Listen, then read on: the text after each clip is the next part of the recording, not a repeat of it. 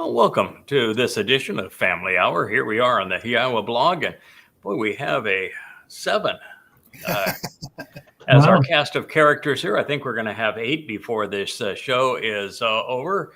Let me have the opportunity to introduce everybody. To my right, and I think I have to look to him to my left to make this work. This way, it's hard when you're looking at everything in reverse. But if I look the opposite way over here, that is Rich. He is the keeper of our cables. He is the one that brought that really remarkable show last night on our celebration of Yom Kippurim, where we began outside and then came inside and then went back outside and then had the that lovely fire scene with the fire reflecting in the pool. What a marvelous way to interpret and celebrate Yom Kippur. It was one of my favorite nights ever. Certainly my favorite night and episode of this program. So Rich made all that possible for us. Thank you, Rich. You're welcome. Up in the upper left, that's my good friend JB. James Bowen and I've been together, for probably going on 18, 20 years. And it's been a long time, hasn't it? Yep. JB was one of the first to take up the challenge of translating, and I never forget the process because you were going to do what I couldn't do. You were just going to translate the Torah, and you were going to start in the beginning and just say this is my translation, and I told you, well, if you can do that, then you're a different fellow than I am, because I found that the joy of the whole process was really explaining what you were translating. Because when you're doing it and in the process of it, insights just come to you, and those you can't help but want to share them and explain what it is that we're revealing here. So you quickly went to that mode, and you built a wonderful website to accomplish it and to share it. And then my only friend, I think, that's actually older than I am. That's saying something. Although he looks better than I do. That's the sweet swinging Captain Kirk below JB, our resident artist.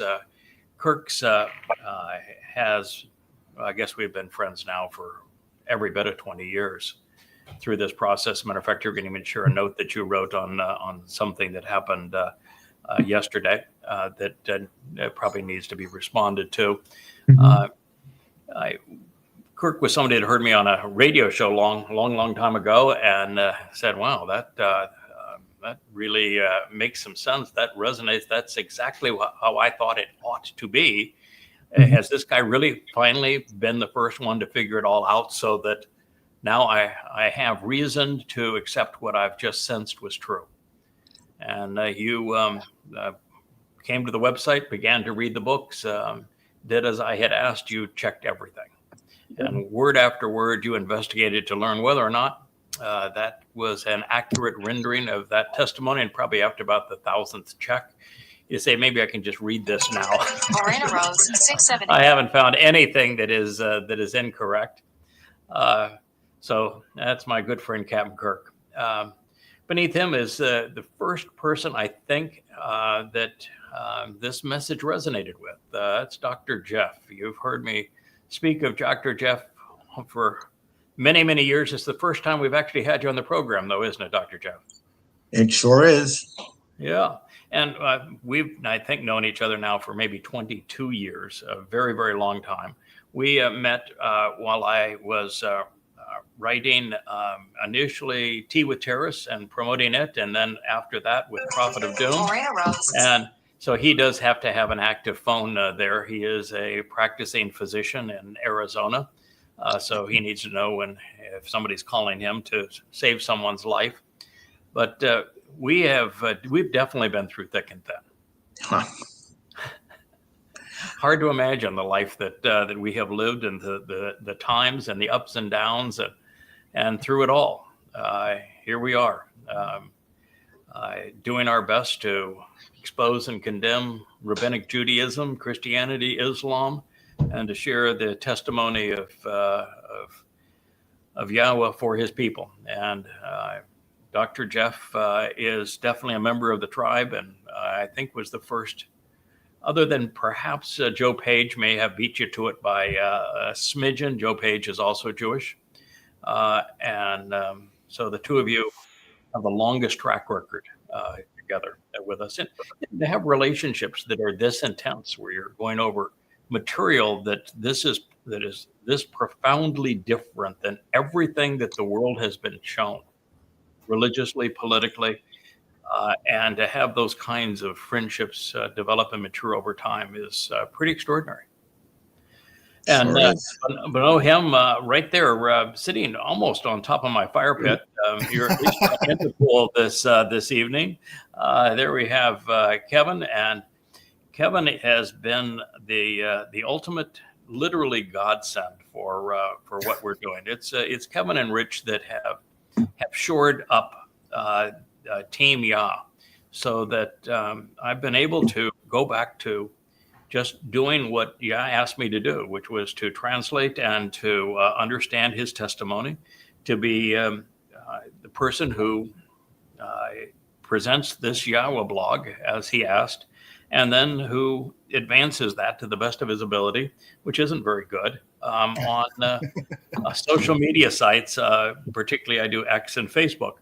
That probably is worth mentioning, that I'm not very good at it, because you and Stephen and Charles, and I think you have someone that's working with you as well. You took over the three primary YouTube sites about a month ago, or at least took, in the case of Stephen, kind of reclaimed control of his site not too very long ago. Stephen's site, Yada Yahweh, which is our site, but the one that he manages, has gone from like 1,400 to 2,000. 2,000 plus subscribers. Now, when I say these numbers, that means nothing to somebody that follows an influencer with 2 million subscribers or followers. But we're in a very different position. We're speaking against the MAGA Republican cult that has promoted the lecherous one in Donald Trump. So we're not popular there because we expose and condemn Donald Trump as the Torahless one, as the great betrayer of Israel. We are exceedingly anti-conspiratorial, which means you don't have much of an audience among those that are really popular on X. We are dead set against anti-Semites, and most of social media now is a mecca for anti-Semites. We are probably the most opposed, technically and sophisticatedly, scholarly opposed to the religions of Islam, Christianity, and Judaism, having proven all three of those religions to be false. We stand with Israel, which would make us a very, very tiny minority, but we're the only people that stand with Israel that are opposed to the Israeli political mechanism and the government because of the damage they're doing to Israel, and also to Judaism, which narrows the audience. So you're finally for something, but what you're for, you're against the two largest political segments of it. And you say, well, why would you be against all those things? And we're also vehemently against Marxists because they become exceedingly anti-Semitic and against Israel. And the reason is we're here to represent Yahweh and to serve his people. And Yahweh is overtly anti-religious. He views Christianity as nothing but theft. He views it as obnoxious, and he hates Judaism with a passion. And Islam is his view is it's the dumbest religion ever conceived.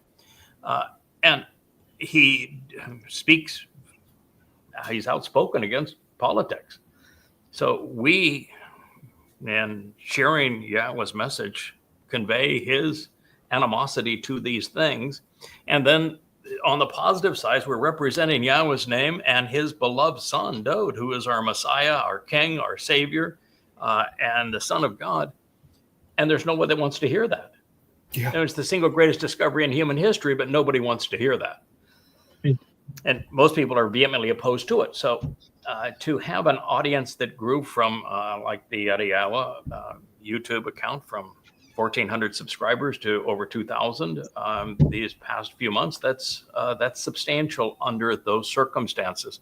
We had the Craig Wynn YouTube account, which I was managing as about 3 months ago. And last time I looked at it, it was like 35 subscribers, and it was just the analytics were just sent to me today, and it's 777. Right. Oh my goodness! Yeah, And then credential. oh my goodness! And then you took over the Yawas blog, which I think might have had 15 subscribers at the time, and the numbers are just astronomical on what you've been able to do with it. And then we look at X, and finally at X, I think it was 25,000 posts, and we finally went over 2,000 followers. Some good data there. I'm the most inefficient poster in the world, but if you consider the audience here, it's amazing that I even have two. But nonetheless, that's a place where we need to reach out to God's people. And Facebook, we maxed out at the 5,000 number many months ago, and to try to you can't grow beyond that in terms of friends, and so there really is no upward mobility from that point on Facebook, which is why we're emphasizing these other places. But this is the team that has made all of that happen. And Dr. Jeff, I think you're spending some time now trying to help us grow our audience, find Jewish listeners on not on TikTok. You're on Instagram, right? Want to dive into Instagram and be this, spearhead. So yeah, and it's a challenge. It's a lot to do, and quite frankly, these undertakings put you in a cesspool of dunderheadedness. You very seldom. I can say very seldom. It's about 10% of the posts are intelligent, rational, interesting, and about 90% of them are not, and about 50% of them are just disgusting.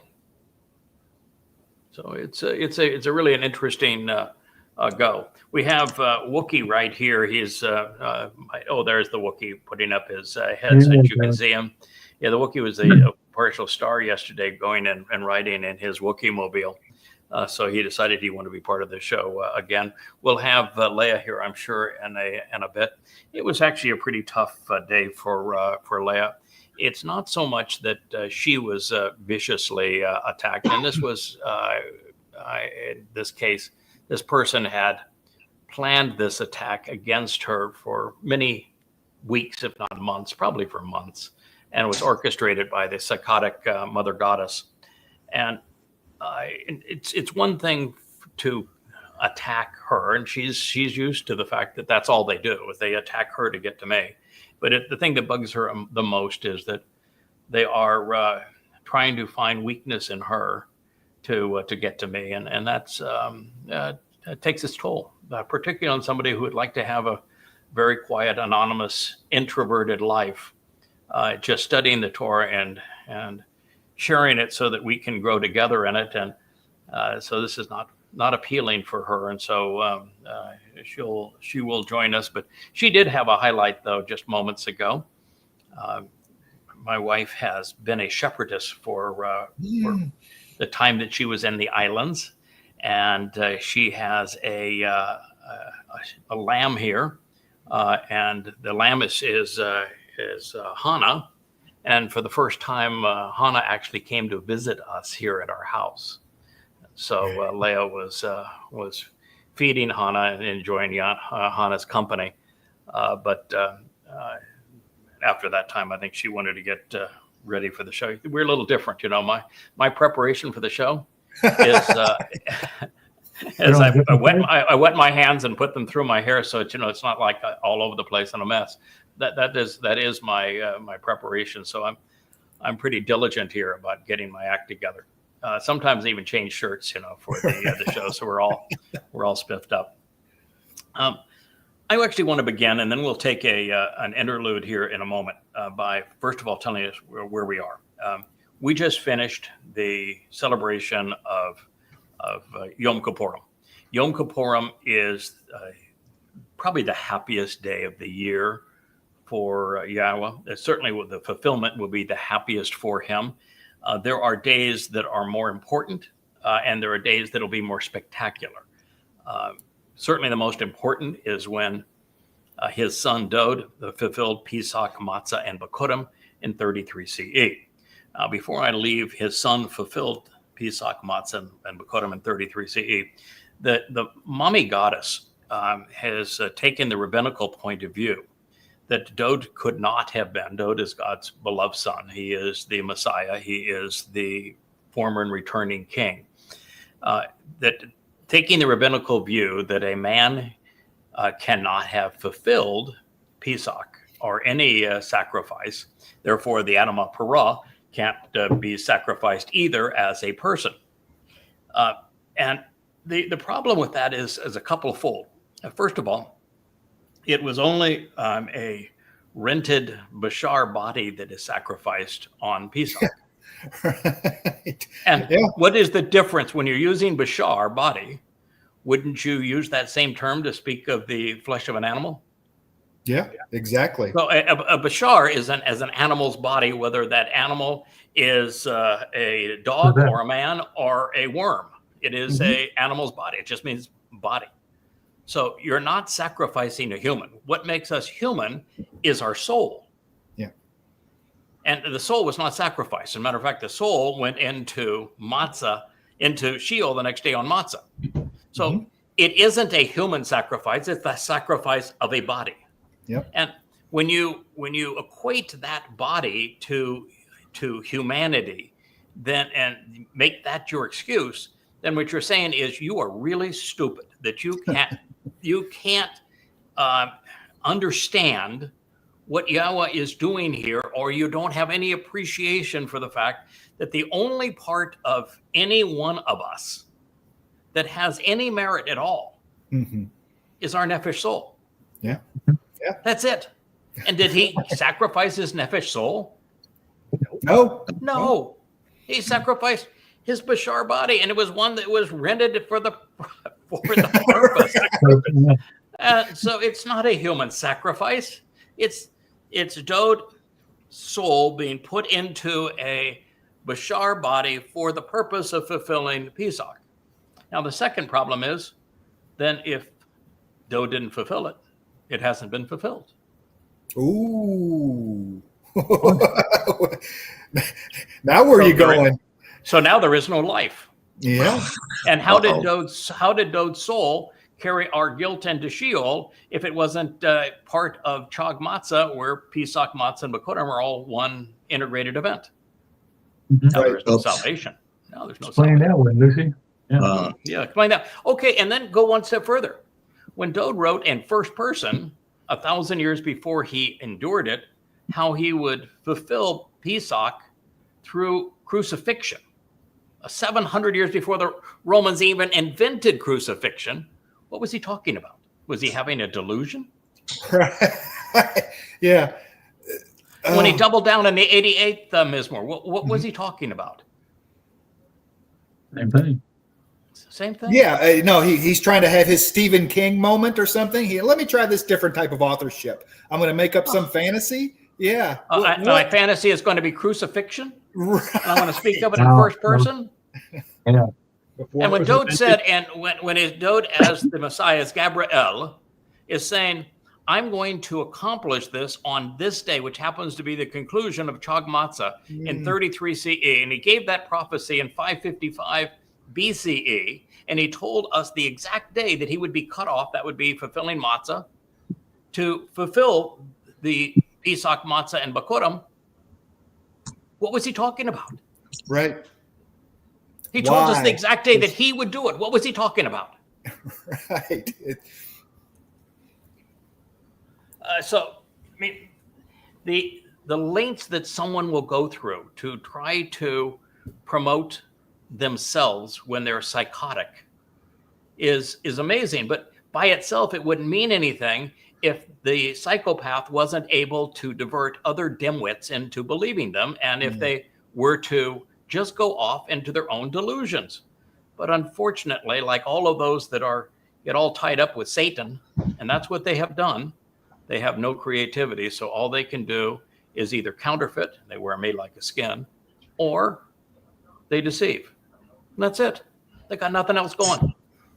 Yeah. But Dode obviously fulfilled Pesach, Matzah, and Bakodim, and he talks about it in almost all of his Mizmor. He gets to the point of mentioning it because, well, it's rather important.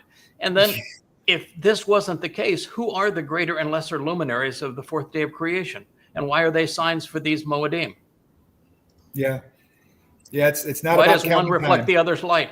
Why is Right. Dode constantly talking about this individual who's going to come and resolve the problem of no one knowing who he is and what he did?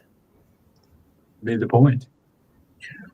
What's amazing is that these individuals who are in rebellion have become anencephalic.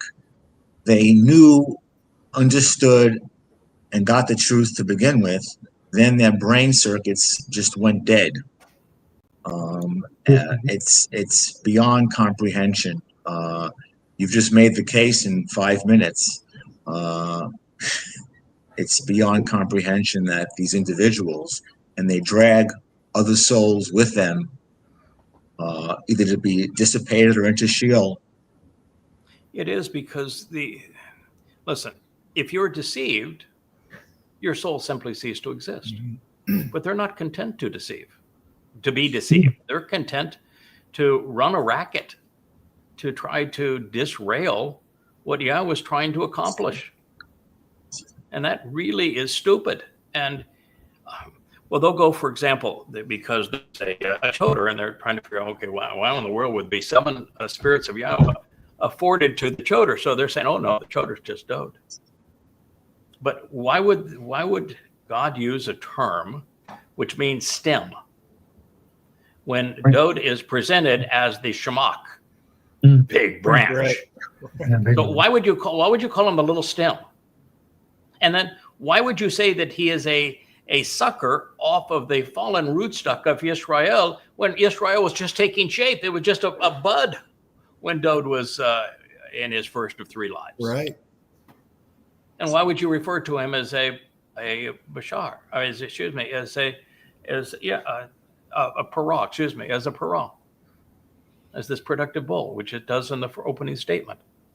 And it makes no sense. So Dode, when he introduced the choder, is he saying, hey, I'm going to give a new name to myself. I'm going to write in third person about myself as the choder, and I'm going to say I'm really damn smart. And I got a really smart wife. Yeah.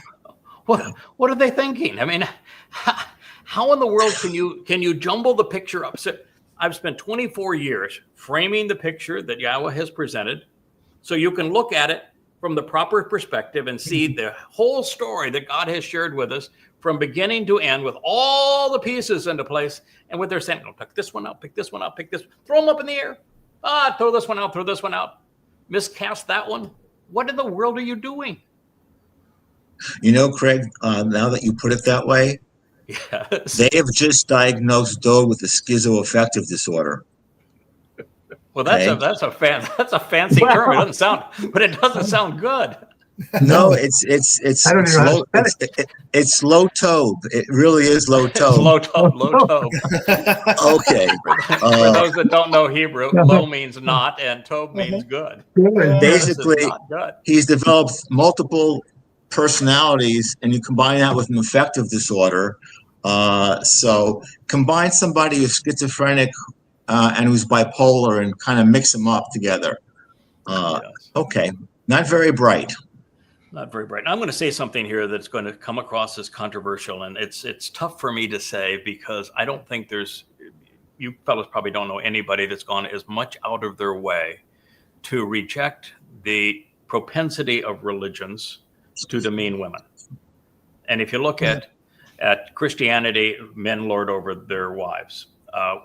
And if you look at Islam, wives have less value than domesticated animals. And you look at Judaism, wives can't even get divorced without their husband's approval. They have to shave their heads and they're segregated. So religion treats women horribly. Mm-hmm. If you look at this cast of characters, these are my friends now and Rich over here. We've got a lot of baldness and grayness. You're the only one that's not got baldness and grayness in the beard there, JB, but we've been together for 20 years. It's coming. There actually isn't a woman in this group, is there? Yeah, it is coming. There isn't a woman in this group other than Leah. Now, we do have some women that are really, really effective and steadfast and mature and rational and reasonable who are part of the covenant family. But in terms of this core group right here, it's men. When you look at Yahweh's story, there are a lot of men that he interacted with. Only 3 women that he has a positive story to tell. Yeah. Sarah, Deborah, and Hannah. So this whole cult of the mother goddess cult, it's almost all women and little wussy men that are more like, well, we're going to meet a fellow that Yahweh changed his name from male to female to show that he's a little wussy guy. He wants to be a big shot, but he's not. Men without substance and women pulling them around by their noses. There seems to be this propensity, and if Leah was here, she'd be actually advocating this, of women to be too emotional in their responses and not nearly as thoughtful and rational. Now, I know there's exceptions to that, and I've been the biggest advocate of advocating women being responsible and reasonable and rational, and them being regarded as every bit the equal of a man. But there's something here that is a shortcut, because the overwhelming preponderance of the people in this mother goddess cult are either women or they're men without a backbone. Yes. And there's something to that. And I don't want to go any further with it, but it does need to be said that it is a mother goddess cult. So we are in this process right now where we've just finished our celebration of Kippurim. Yom Kippurim is possible because of the sacrifice that takes place on Teruah. And Teruah is rather important in all of this because there's another fella that lays down his life. He actually gets every bone in his body broken. And he is talked about all through the Torah and prophets, particularly Numbers 5. It is pretty distinct about the role that this bull plays in the fulfillment of Teruah, so that the mortal remnant of Yisrael is purged and can actually witness Yahweh's return. We talked about something in our last program that might have gotten, because we do 2-hour programs on these, that might have gotten lost. That was only an hour and probably 30 minutes last night, but that might have gotten lost. And that is, how many days are there, fellas, between Teruah and Kippurim? 10. 10 days. 10 days. And then 5 Right. The Adamah Parah is purging the guilt of the adulterous woman of Numbers 5, correct? Mhm. Now, if a woman is considered impure for a moment because she's going through her period, how long is she to be kept separated and kind of isolated so she can mellow and chill? Because, there's a lot going on. You get a little bit cranky and that sort of thing. How long is she supposed to be kept apart? 10 days. 7 days. 7 days, right. But there's 10 days, right, between Teruah, when she's cleansed, and she gets now to have 7 days to mellow, and there's another 3 days before you get to Kippurim, right? Mm-hmm. All right. When Yahweh told Moshe, he says, hey, Moshe, what we need to do here is I'm going to come down off of the mountain, and I'm going to reveal my fiery light and my voice directly to the children of Israel. And I want you to gather them all together. I want to give you 3 days to get them all cleaned up, all prepared, because I'm going to come down. I don't want them uncomfortable that, we're not wearing the right clothes, or, we're a little dirty. I don't want them feeling uncomfortable. I want to give them 3 days to get as cleaned up and as prepared and as ready as possible for this meeting. Because, it's going to be a little intense. I am God. It's pretty much hard for me to dial my nature down much below this. And I don't want to, overwhelm. I want them prepared. So what if when you add 7 to 3? 10? 10 days. That is the deal, man. That is why they are 10 days apart. And this is what's happening on Yom Kippurim is 8 years from now, 8 years exactly from yesterday, when Yahweh returns this time with Dode. He is not going to dial it down quite as much. As a matter of fact, Dode is going to appear more brilliant than Yahweh did back then 3,450 years ago. And what God wants us to appreciate here is the last time that he appeared before and spoke to the children of Israel was during the beginning of the Exodus at the base of Mount Choreb 3,480 or 50 years ago. How did that turn out? Low tov. Low tov. Really, really bad. They told God to shut up and go away. They never wanted to hear from him or see him again. And God obliged, said, I got no problem with that, man. You guys are really miserable. I'm out of here. From this point on, I'm going to work through fellas. I got some fellas, and I'm going to work through the fellas, and I will never speak to you again until such time. And it's a long time. 3.5 millennia is a really, really long time. They're gonna have one of the fellas going to get your attention again, and you're going to come back to me, and we're going to try this again. But this time, God does not want that same outcome. So that 10 days is going to be really important, isn't it, for how we prepare this mortal remnant of Yisrael, because you don't want another crash and burn like we did the last time. We got no do-overs. All right. Let's get this one right. Yeah. Yeah, got to get this one right. And, that's part of the process. So we are now 4 days away from Sukkah. And we will begin tomorrow talking about the celebration of Sukkah. But just to put things into context, Sukkah speaks of camping out with Yahweh. Now, camping out with God sounds like a pretty cool thing. But camping out in this world, like you look at pictures of Jerusalem and you go, "Ooh, God, that's a really disgusting religious place with a lot of creepy people. Ain't no way God's going to camp out there. That ain't going to happen." So what does God have to do if he's going to camp out here with us? Clean it up. Yeah, a little terraforming. And what is the result of that terraforming? It's going to be washed away. Yep. It's going to return the earth to the conditions experienced in the Garden of Eden. Mm-hmm. So when we recognize, and he says it explicitly, that he is going to return the earth back to the conditions found in Eden. He begins that process on Teru, as a matter of fact. If he's going to take us back to Eden, would it make any sense that we study what happened in Eden 6,000 years ago? A lot. Good idea. I would think so, right? He's taking us back to what we experienced there. So we know a couple of things. One was we're going to experience then, 8 years from now, what they experienced 6,000 years ago, right? So that's clue number one. And number two, we know that God must like that. Mm-hmm. He created it in the first place. He said it was good. It was Tob, no low Tob, just Tob. It said it was good, and he's taking us back there for 1,000 years this time. So we know that this is what God likes, and we know that is where we're headed. So he's going to replicate the experience in Eden. Was there any religion in Eden? Not one. Was there any politics in Eden? No, sir. No. How about conspiratorials? I've heard less. Conspiratorialists?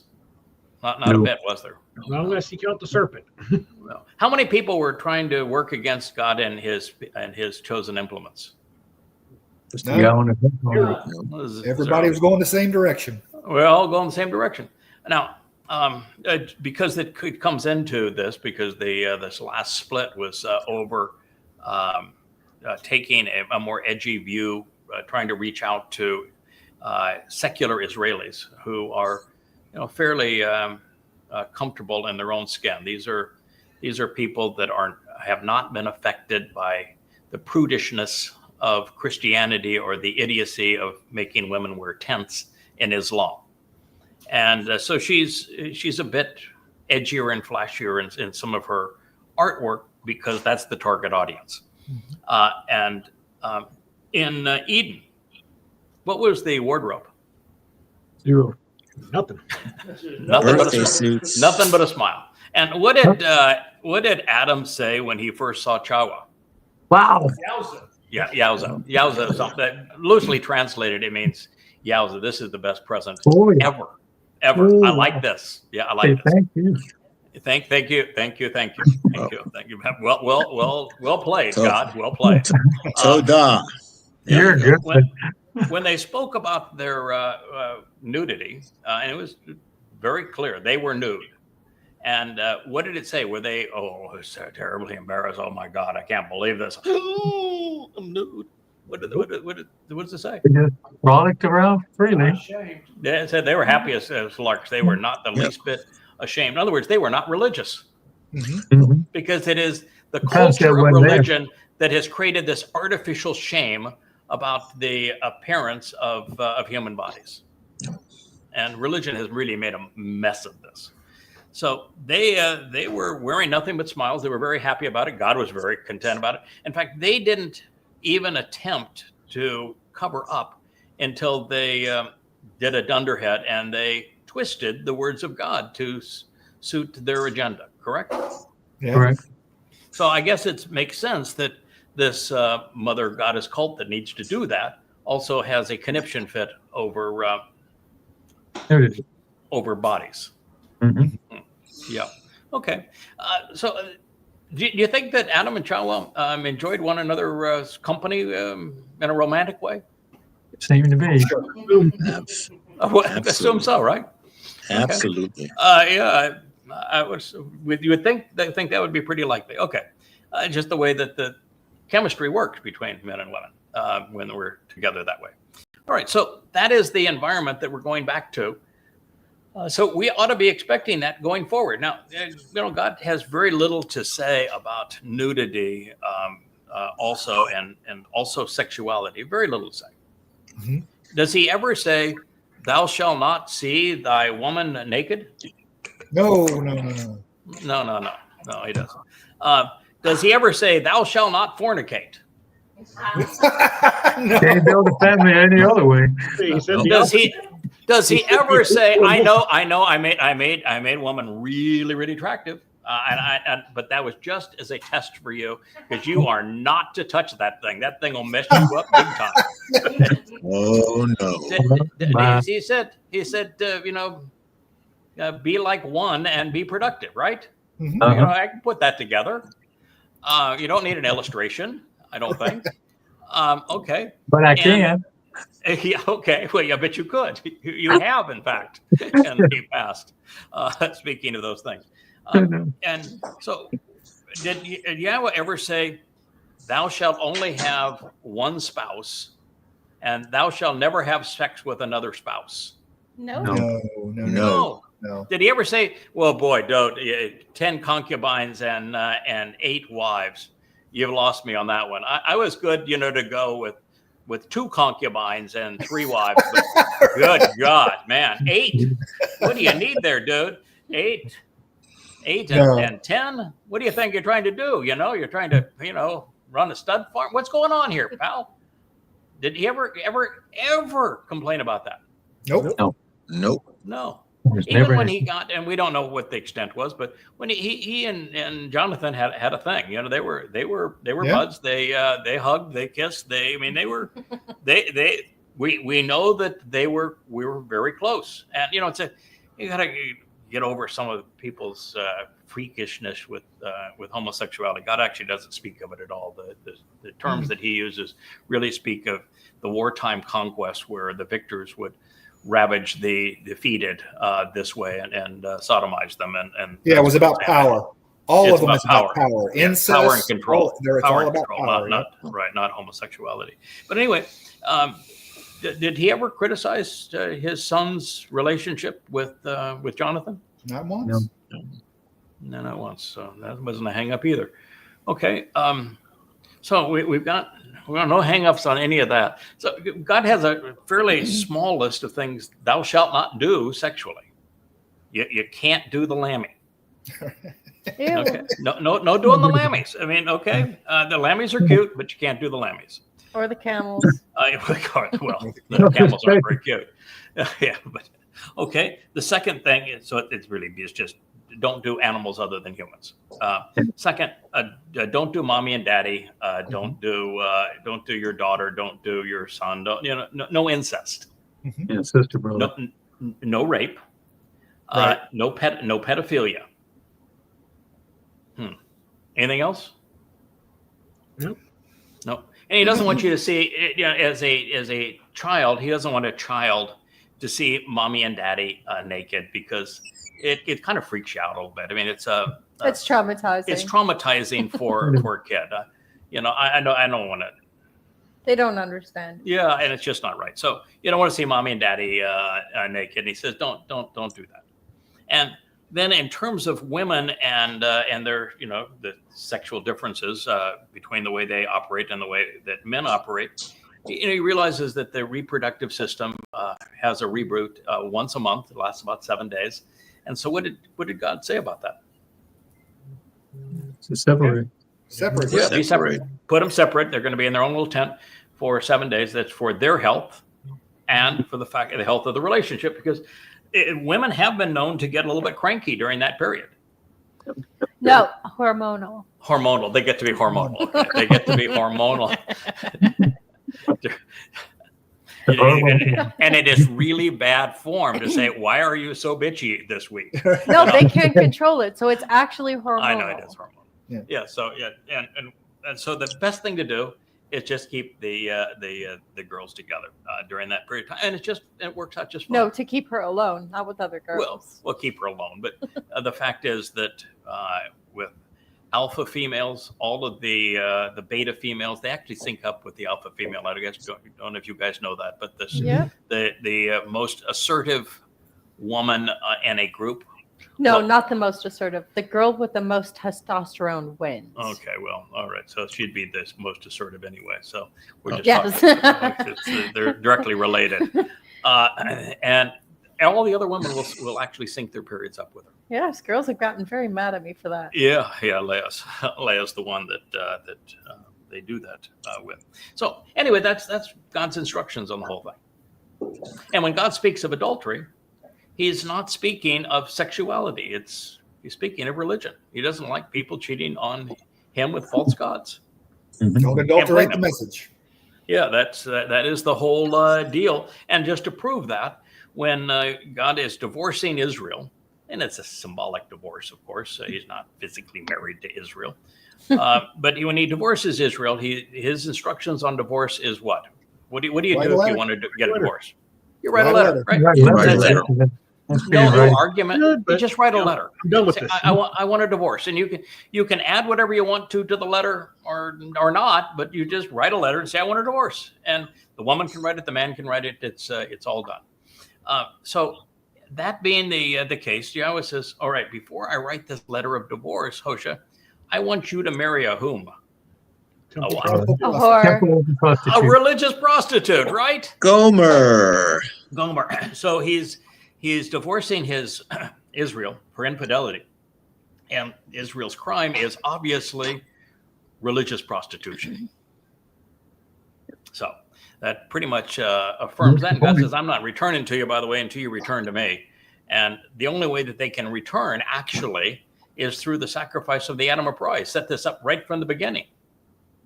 That's the means for the woman to return that has become Israel, is through the sacrifice of the animal prize.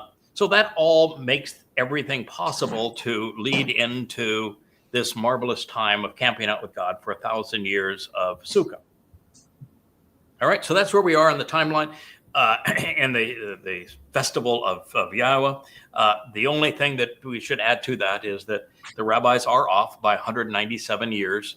We are now only 8 years away from year 6,000 Yah, when Teruah, Kippurim, and Sukkah will be fulfilled. So this is where we are in the whole process. All right. What I wanted to do is begin now with a review that I started writing yesterday and wrote through most of today. And it is a translation of parts of the 6th chapter of Micah, and then the 6th chapter of 2nd Samuel. And the reason I was drawn to that is that we had an incident where Leia is doing what she has chosen to do, which is that she has taken over the responsibility of branding for the Yahweh blog. You know, when you see that really pretty logo that was now covered up because of the fact that you're down there, you're porting over the logo for the Yahweh blog, and we have that spinning menorah, and that one is above Leia. But she's responsible for the look and feel, the brand. There's the Yahweh blog logo and the little signature and everything. She's responsible for this look. This look and feel there is hers, and the headers on all of the sites are her design, and all the new covers on the Yada Yahweh series books, all Leia. So she's brand manager for the books too, and then you look at essentially everything that we're attempting to do as a family, like even the website. That website, although Joe did the execution of it, the look and feel of the website came from Leia. So what she's trying to do is to she And says, Joe's perfectionism. yeah, she is trying Delicious. to take us so that we have the maximum appeal to the eyes of secular Jews. So it's got to be a little bit edgy to work in that environment. And so that's the look that she has created. And Leia and I have come to the conclusion in studying the Torah for all of these years that Yahweh doesn't have an issue with sexuality. You know, No, the religious do. it's the religious that have an issue with sexuality, and Yahweh has an issue with the religious. And it's the religious, if I may, who are obsessed with modesty. Oh, just obsessed. So And they abuse women with it. they take this whole prudishness into modesty, and humility and modesty, and that's their driver. Is they want everyone, even though they're really aggressive on attacking what Yahweh is trying to achieve here, they want to present themselves as modest and humble, Pious, even. And so when Yahweh Better than you. chose a bull, have you ever met a modest or humble bull? Hardly. How about a humble and modest, meek ram? No. Or goats, for that Yeah. matter, goats. Okay. So the three characters that Yahweh has modeled his three guys after, a ram, a bull, and a goat, they're not timid, are they? No. No. So Yahweh obviously has a type. When Yahweh told us that Dode is his type, and he says, my type is not, human type. You guys have your own types. I've got my type. What was the adjective that Yahweh uses regarding Dode more frequently than any other? Gibor. Gabor My is word. the adjective. And does Gabor mean weak, timid, shy? kind More of like a warrior. sultan? Mhm. What does it mean? Confident, capable man. Great. Confident, capable, courageous, a fighter, Bold. aggressive, strong, bold, Assertive. heroic. I mean, it's the antithesis of modest, is it not? Yeah. Yeah. So do you think that God has an issue with his own beloved son, though his chosen one? Hardly. Why would God introduce him constantly and say he's Gabor if Gabor was a bad thing? Right. Right. Yeah, he wouldn't. Okay. Now We know- you look at Moshe. He chose Moshe too. What did Moshe do when he was in Mitzrayim that was so timid and shy? And He risked his life to save someone. yeah, he did. He risked his life to save someone. And then when he first got out in his first encounter being out, what did he do again? Risked his life to save someone. So come back and do it again on a big scale. So we've got Yahweh got a type here. Yeah. Mhm. Did you notice in any place where the prophets, like guys like Yashaya, Yirmiah, is there any place where they're saying, boy, I'm such a meek guy. Why did you choose me? I'm kind of a low life. I don't want to do this. It's scary. No. And it got him into trouble sometimes. They were, Yirmiah ended up in stocks, didn't it? Yeah, so. Yeah, they stir it up, baby. Uh-huh. Okay, I'm beginning to feel like this is an interrogation. I have a question of my own. Yeah. Don't the meat belong to Jesus? Yeah, they do. Meat belongs to Jesus. And So, people, Thank you. yeah, but now that by the way, the term used for meek doesn't mean meek at all. It's from the Ibonim, Mhm. and the Ibonim are really strong, forceful individuals. So Bold, they even got capable, that. They even courageous. got that one wrong. Yeah. So the guy that Very Yahweh wrong. liked so much that he decided, that guy is so good That's at what my he guy. does. I'm bringing it back when it really matters. He can orchestrate this extermination of the religious and political influence in Israel, and he can be the MC of the roasting of the Adamah Parah with the great dignity and sarcasm. Who is that guy? Hell yeah. Elia. Oh yeah. Is there anything modest about Elia? not so far. No. So Yahweh's got a type. Mhm. Clearly, he's got a type. So all right. So Elia is about as charming as Avril Lavigne. okay. Who's going to argue with that? I'm not. Oh. By the way, if you see me looking over it this way to is that where? No. Yeah, I guess that is where Leia That's is Leia. on my Leia's screen. that way. Okay, so all right. So thank you, Rich. We're not dyslexic anymore. I appreciate you fixing that for me. Otherwise, my wife's going to say, "Why do you turn away from me when I'm talking to you?" I'm not, sweetheart. Okay, so when Leia created this branding, it has a tendency to rub prudish women the wrong way. Like Yeah. Velcro. Well, like Velcro, the two types of it's just far worse than that. More like sandpaper.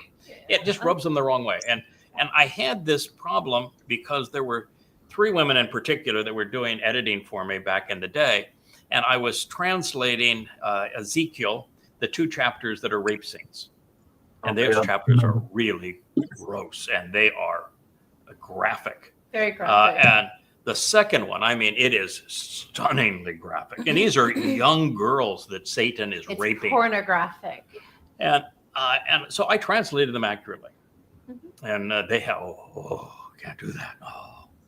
You can't do that. Can't talk about that kind of stuff. One of them has You can't print one of that. them has a dildo in it, and it describes a dildo. And no, I can't do that. And it's, Honey, dildos go all the way back to Egypt. of course.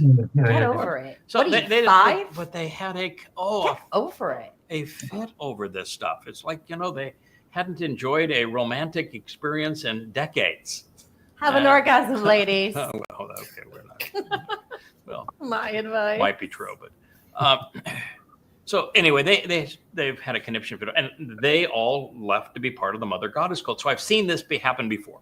So we have this woman who's decides that she's going to test the waters, and guess what? She decided she would be. She would be the master of the word of the day. Word of the day sounds like a good thing, right?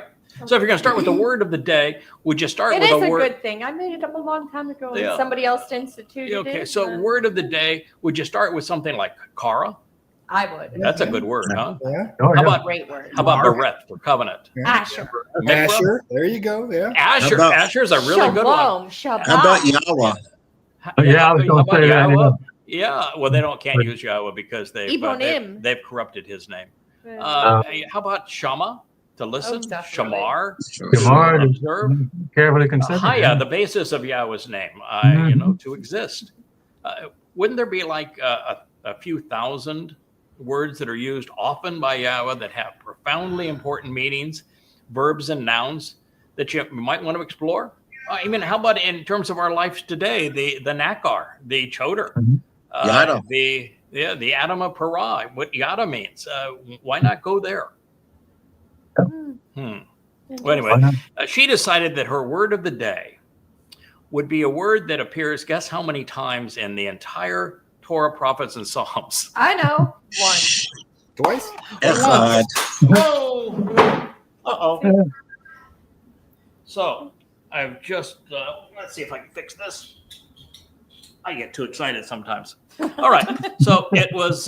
Those big hands. of Yeah, there we yours. go. So it appears. Thank you, Rich. It appears one time. That would be a really bad start, wouldn't it? In fact, if you were going to advance understanding and you started with a word that appears one time, might it be assumed that you're agenda driven, that you got an agenda that you want to present through this word? I Sure, think we could absolutely. do that, yeah. Wait, has the word been translated before? And so the Nope. word is rendered in the religious vocabulary as meek or humble, Modest. modest or humble. Oh, Synonyms. Well, do you think maybe we found an agenda here? not much technical support, is it? So and by the way, when a word is used once, if it doesn't have a verbal root, you can project almost anything you want to on it, can't you? Sure. Oh, yeah. Who's to say it's not right? I mean, you could No project limit. it. But if the word has a verbal root, you're pretty well screwed on anything that's different than that verbal root, aren't you? Yes. Oh, yeah. Yep. And No, it if you want to use a meaning that's different from the first time that the word appears in the Torah, that's a little bit of a problem too, isn't it? It's a Yeah, huge this makes a problem. difference. Yeah, okay. No, it's a huge. Yeah. All right, Hard to so justify. this woman presented this thing that says that you got to walk modestly with God, man. Humble, bow down, be religious, be humble, be a little quiet. Don't speak boldly now. That's the gist. And so this was presented, and Leah's first response was, no. That's not what. No, it's not what Yahweh was asking for. Every example is just the opposite. He's got a type, and that's not his type. Definitely. Definitely. not. So she looked it up, and if you first look it up and you're using the tools that most people have, which are the online tools like Q Bible, for example, it's going to take you to what? Strong's. And how is Strong's based? JB, you've done a lot of this. When you find the first definition in Strong's, and based it on seems a little bit odd, where did that definition come from? King James.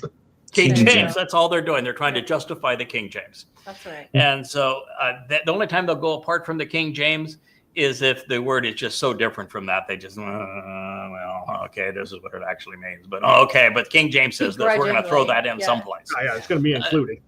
Right. And on Q Bible, do they even show you the roots? I've never used that one, so I don't know. No, okay. The Q No, Bible roots don't They appear. do not. Do they show you related words that are spelled the same way No. that might just have a different diacritical mark somehow? No. Nothing to compare it to. So you are totally basing upon one lexicon that is totally based on the King James. Flying blind. Flying blind. So she came to me. She looked it up and she's kind of me and said, I don't think this is right. Can you do me a translation of Something this smells this fishy. passage? I think it's Micah 6. We're going to look into it. 6:6, 6:6, 6:7, 6:8, something like that. And I said, sure, I'll look it up. She says, first of all, this is what I was told it says. I said, well, first of all, why would somebody choose a word of the day as their first word of the day that is only used one time? And why? What is that they have that they're trying to prove through modesty? Because this is really weird. This is, God didn't pick the dumbest kid on the block to do this job. I'm able to figure out, okay, well, this is such an odd pick that there's a motive behind that. What's the motive? And I said, well, I suspect it's Women again, being religious and not liking anything that has a sexual or sensuous or elegant or beautiful women. No, we're not going along with that. We don't celebrate breeding. We don't. Yeah, we don't celebrate beauty. So I looked it up, and what I'm going to share with you now, and guys, feel free to chime in here. I'm going to share with you what I had done. I said this analysis begins, even though I had not previously mentioned her name. And you, if you're listening to these programs, you have likely either seen or heard my response to a person. We'll just call her Anne. Regarding her affinity for modesty and humility. Since I have unfriended her and I have blocked her, and I do that on Facebook to everyone who wants to advance a lie. I was really clear. In fact, the Facebook page used to say, you can be religious, you can be stupid, you can be political. I really don't care. Just can't do it here. So my view is that if somebody wants to advance stupidity on Facebook, on our family page on Facebook, they can do it once. They can't do it twice. I think that's reasonably fair. If you want to be stupid, just do it on your own turf. Not And if ours. you do it on my page, Oh, yeah. prepare to get carpet bombed. Oh yeah, well they did it also. So anyway, so I blocked her over her, not over her original word of the day, because I tried to help her on that. I went through it, took all the time, went through with Leah. I said, this is how you can make this a And then teaching I moment. created a video. And so I spent an hour with Leah going through it and showing what it actually means and how you deduce the meaning so that you could teach this person. And I didn't think there would be anything else of it. Oh, she came back. And Wait a minute. I also intervened, made a video about the word of the day, wrote her a one-page letter. Oh, you did? And said, this was a very difficult word. I'm kind of surprised that we did this. And here's what it actually means. And then. Oh, yes. So Leah actually did a beautiful correction of it, wrote her a lovely letter on the correction of it, and then gave it back to her for her to post. And you know what she did? She started going around to see if she could find recruits who would translate the passage for her, because she didn't want to trust what Leah had to say. And then she said, who can alter Yada's translation of this? And she went to other women in the covenant to solicit that. Devious. So we have an agenda here, right? Clearly. Yeah, you might think. So I had left it at that until I saw her response, which was obnoxious. But a response that was, their initial response, which was obnoxious, wasn't anywhere close to the one that you responded to, which I didn't get to see until so somebody sent it to me because I had blocked her. So, but it was way out of the of this realm of being intelligent. So anyway, she was. I would call it demonic. Yeah, we call it. Well, yeah, it bordered on demonic. Certainly insane. Overly stupid. So Anne was so insistent in promoting modesty that she began her word of the day with sana, a word that with this spelling is only used once in the Torah, the Nabiim and Mizmor. With a few thousand better options, it was an odd choice to be sure. So Leah, who manages the branding for yadaya.com, the Yada Yawa books, and for the Yawa blog, immediately and correctly realized something was amiss. She knew that, as do I, that Yahweh has an affinity for Gabor, for bold, for forceful, for courageous. That's his preference.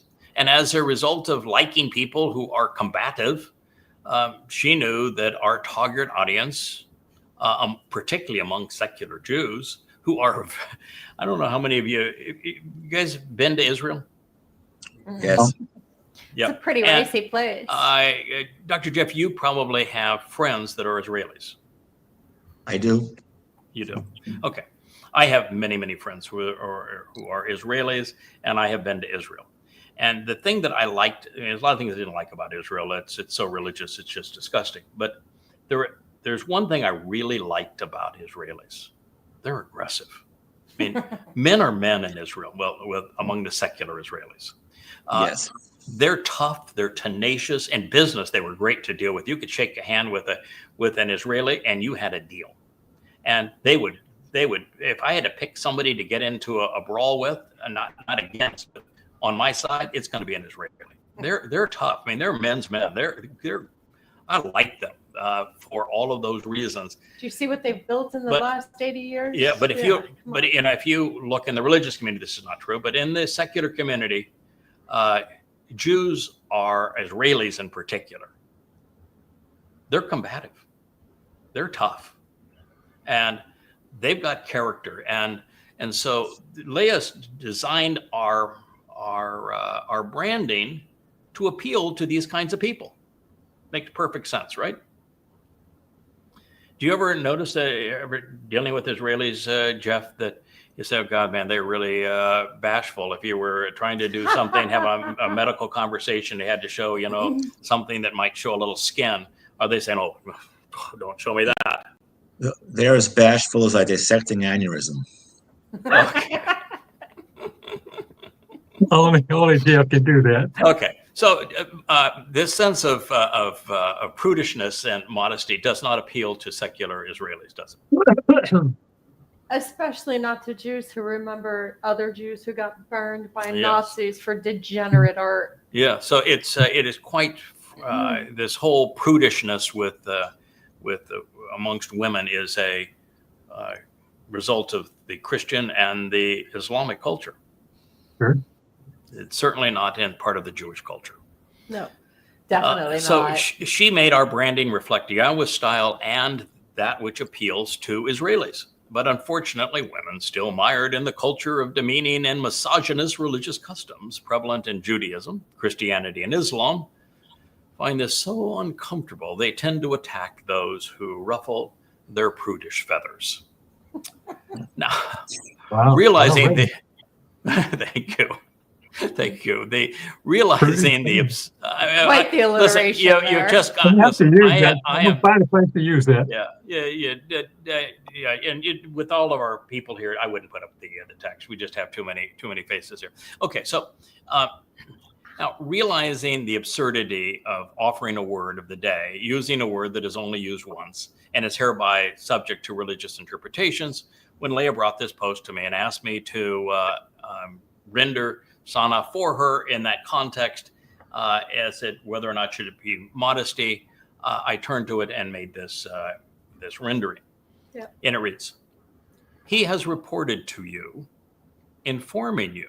So he has reported to you, and this was in the perfect. It speaks about something that happened in the past. So he has reported to you, and he informed you, Adam, what should be questioned and considered that is beneficial, productive, proper, and good. Your Tob word there, Dr. Jeff. Go. So what should be pondered and investigated regarding that which Yahweh seeks from you and cares about regarding you? For indeed, as a condition, act upon and engage in sound decision making, in exercising good judgment, while loving and desiring, even showing an affinity for mutually beneficial, loving and affectionate relationships, even when sexuality is considered embarrassing and deemed shameful. Well, Oy. also being, and here's that sauna word, while also being bound up, tightly wrapped, traveling through life together while walking with and near your God. Micah, Oops. asking questions regarding Yahweh. Micah It's 6:8. funny how that stuff works. huh? That was the first word that came out of my mouth was "oops." Whoops. So You know where I let's come from? go. Where I come from, Anne just got slapped upside the head. Yeah, that's a. Remember Mariah and I still love Mariah because she does so much wonderful work for us. But Mariah was the one on the what do we call it? Blog Talk Radio that always had she was the redheaded girl with it's one of Cute. it's one of those. She had a sense of humor in this regard. Okay, so let's go to the beginning. So we're beginning is God uses a word that's used a fair amount of the time, but it is not the common that Ashai said, or that it isn't the common common debar he spoke. So it is he has reported to you. He has informed you. And then there are a lot of different words that would be used if he was speaking to lots of people, like Israel, right? Or Am, the family, the people, or Ish, individuals. This is Adam. But he wrote here, Adam. And now, That's right. if he wants Adam to be mankind or humankind, then he writes it as ha Adam. That's right. Mhm. There is no definite article here. No. Oh, So it's a name. Mm. So he has reported to you, informing you, Adam. Where was Adam? In the garden of Oh, great in the joy. garden. Boy, so we're homing in on some pretty touchy territory here, aren't we? Yep. Well, we're getting right down to the skin of the issue Hear here. the sexy jazz music. Yeah. Okay. So Skin of to the Adam, issue. telling Adam what should be questioned and considered. Now, so Adam did a bozo nuno when it comes to what should be questioned and considered, didn't he? He should have questioned his woman. Whoa. Well, Yeah. he should have taught his woman, and then his woman wouldn't have made the mistake, and then he should have thought about it and said, probably not a good idea. All right. So what should be questioned and considered? It's ma. That is beneficial, productive, proper, and good. Now, the garden was considered good, right? yeah. Mm-hmm. Chawa was considered good. Adam was considered good. Yep. Mm-hmm. The fruit in the garden was considered good. Mhm. And there was even a tree in the garden which was the knowledge of good and bad, right?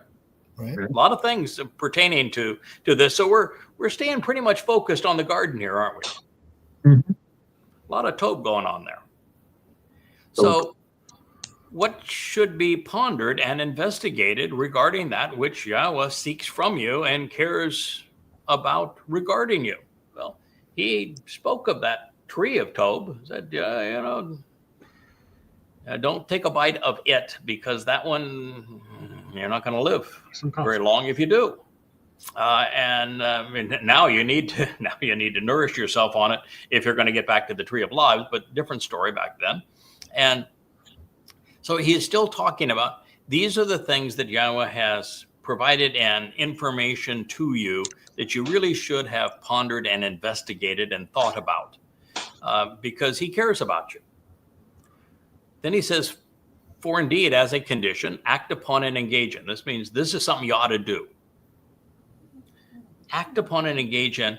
Remember, I went into harm's way when I said that that there's a bunch of fellas here and only one lady, and that God's quite clear saying that men are more prone. I mean, this is a generalization, and God makes it as a generalization, but he said that men are more prone to reason and women are a little more prone to emotion. That was a part of the conversation. In fact, on exiting the garden, he described the difference that way. And you can see that from that point on, God has a tendency. There are To work more with there are really men. some stalwart, wonderful women, but they're three. Few and far between. And mostly men. So if you want to be included as a woman here in this group, the first thing you need to do is start exercising good judgment. Yeah, here's something I learned very, very late in my walk with Yah, is that I used to really think that women hated me. I don't think they hate me. It doesn't matter the sex. It's they despise logic and reason. They're not as comfortable with it. No. And if you're a particularly judgmental individual, that makes them really uncomfortable. So the very first thing that God says is, you want to understand what's important for you. The thing that you really ought to do is you ought to engage in sound decision making and exercise good judgment. Now that's what's happening, not what's happening in that cult, because as we said, we just mocked them at the beginning of the program. Everything they claim is so easily disproved. It's like talking about the Christian New Testament of the Quran. You can. Here's my book on the, and I have 5 of these on the Christian New Testament. And what you find is that you can disprove it 5,000 times. And on the Quran, you can disprove it 10,000 times. So just not thinking it through.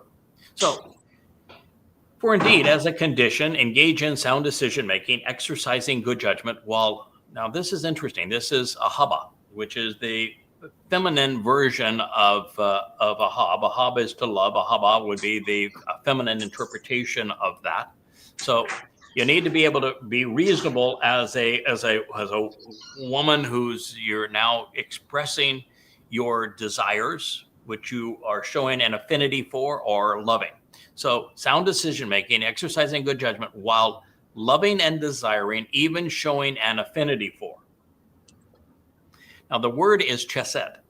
Now we are accustomed to rendering chesed as mercy, as love, as affectionate relationships, as favoritism, of these kinds of things, of just a mutually beneficial, loving and affectionate relationship, right?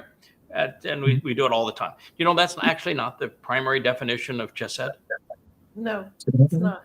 No, primary definition of chesed, because of the undertone of loving and affectionate relationships, is the realization that affectionate and loving relationships that have a sexual component to them, a sensual component to them, have a tendency to irritate the religious and political and societal people that are influenced by their society.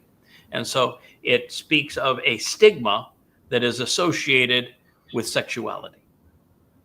Imagine that. Imagine that. So talk about a word that is perfectly suited for this particular situation. I mean, perfectly suited for it.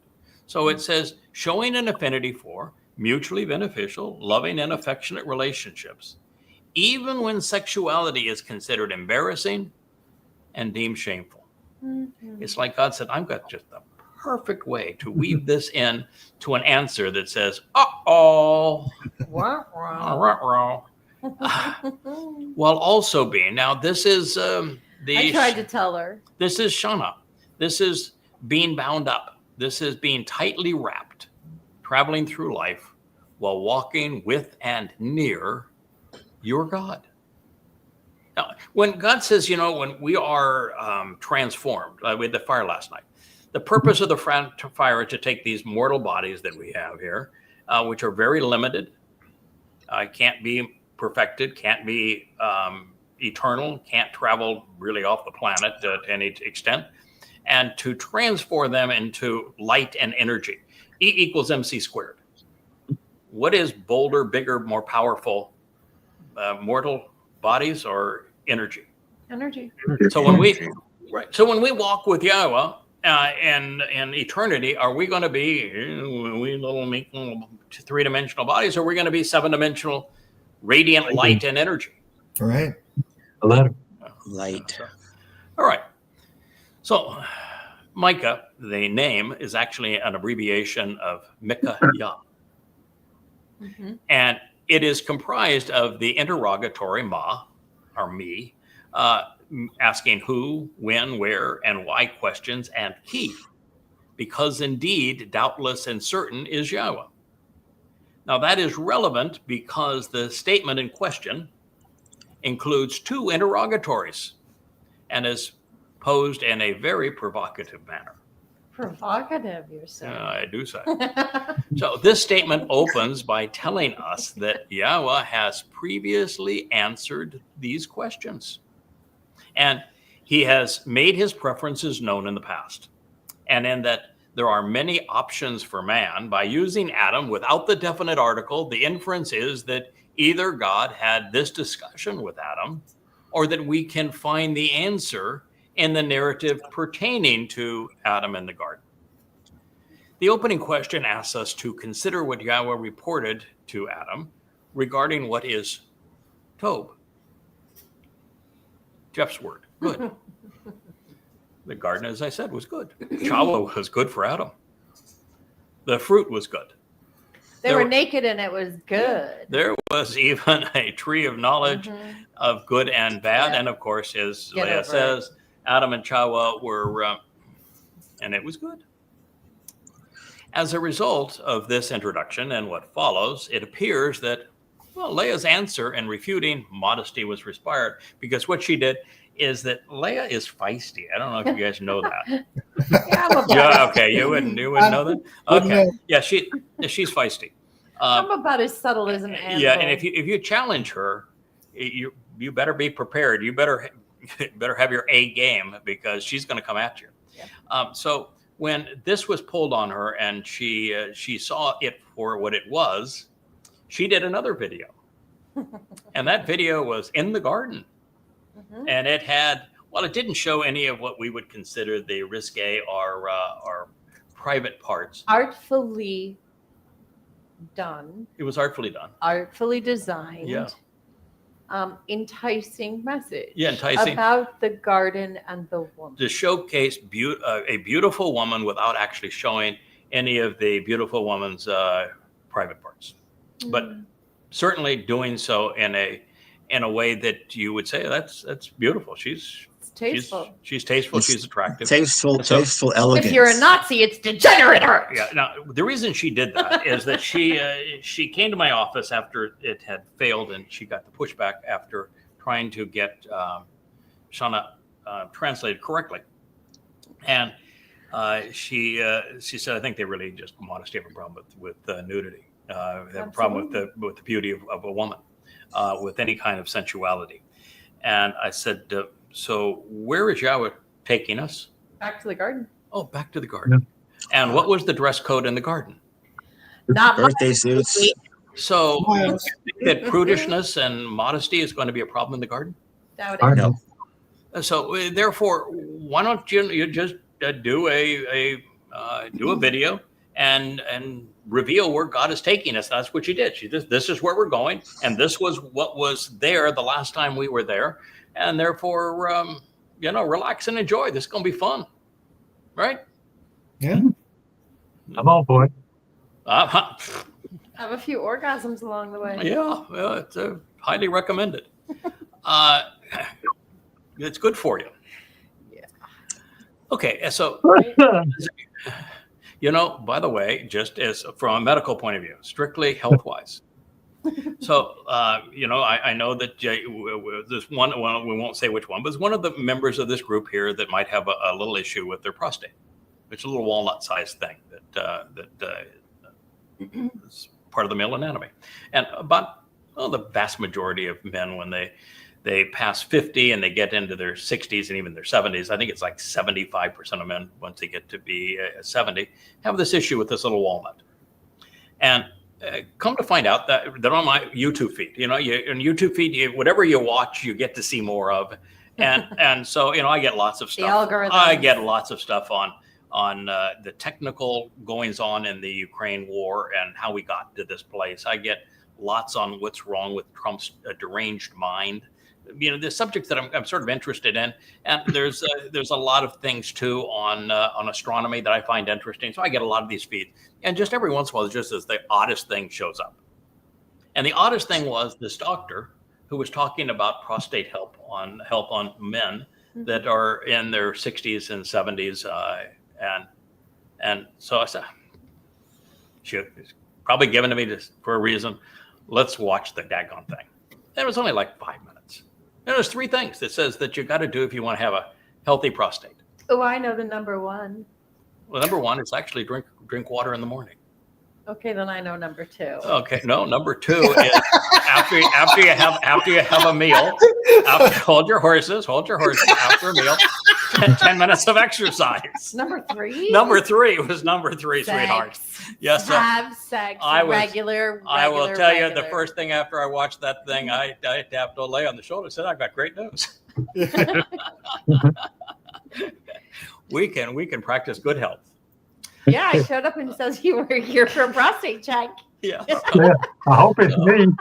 Yeah. So there you go. So that's Yahweh's. He invented that sense of plumbing, right? And he designed it so that it functions better. Greg, can I augment what you just said?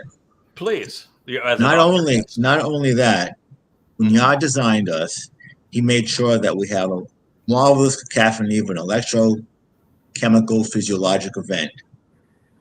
Enjoying good sex and having good orgasms frequently improves your mortality, or it decreases your mortality. It's good for your mood. It's good for your prostate. It is a very salutary thing. Mm-hmm. It is. It absolutely is. And that's the long and the short of it. No pun intended. Yeah, long and short. You know, I will tell you Orgasms are good for your health. that, you know, we're having an honest discussion about something that Yahweh talks honestly about. Yeah. And openly about. But I will tell you that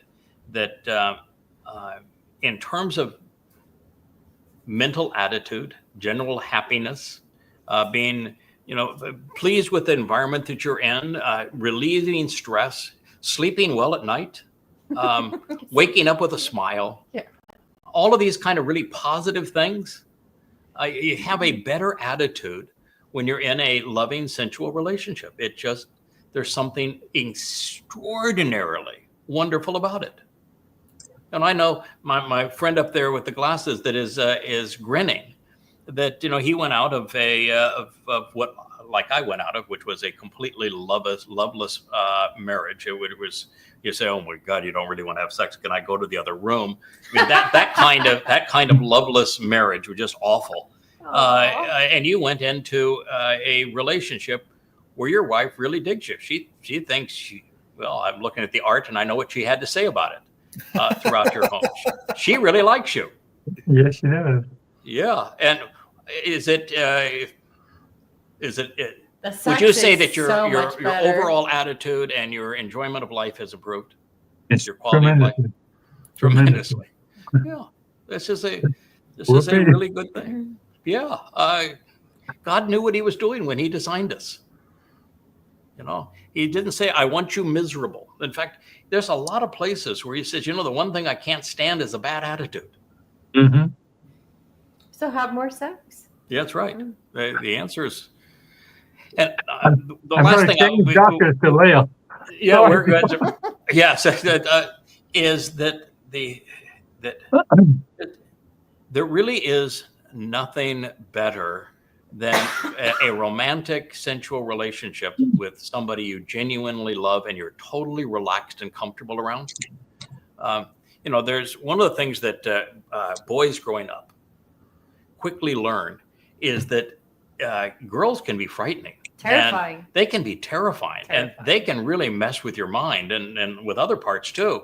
And so yes. to be completely relaxed and comfortable and just have fun with somebody and share romantic, loving moments with somebody you deeply care about is and trust, and that you share commonality with and love for it. That is just the best thing going. I mean, it's almost as fun as translating. And I'll play devil's advocate here. Mm-hmm.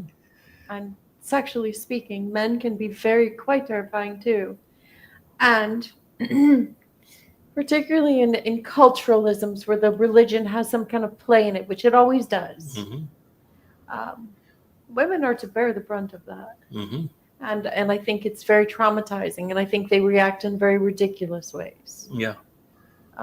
Yeah, because like the M-cells, which are so popular today online, like the Tyler Robinson types, who are involuntarily celibate. Yeah. They blame women for their condition. And so they demean women and find no problem in abusing women because they blame women for their unwanted celibacy. And then you look at Islam, and women are nothing but a prize to be won for jihad. And so that creates a really negative response to women. And so, you know, when in the Islamic culture, women have genital mutilation, you know that they never enjoy sex. You are never going to enjoy sexuality. It's not for you. And birthing a child can actually kill you. So, you know, it's a really horrible situation that mankind has created. So when we talk openly about this and our relationship with Yahweh and share his views on it, this is actually a very healthy thing to have as a conversation during a family hour. This is God's view of how we were designed to live together and to raise families and to care for one another and to experience all life has to offer. You know, you think if God wanted us to be productive and create families and live in them, without sex, family, that he would say that, oh, I'm going to make sex really painful and nasty and ugly. or is he going to make it wonderful so that you're encouraged to do what he wants done?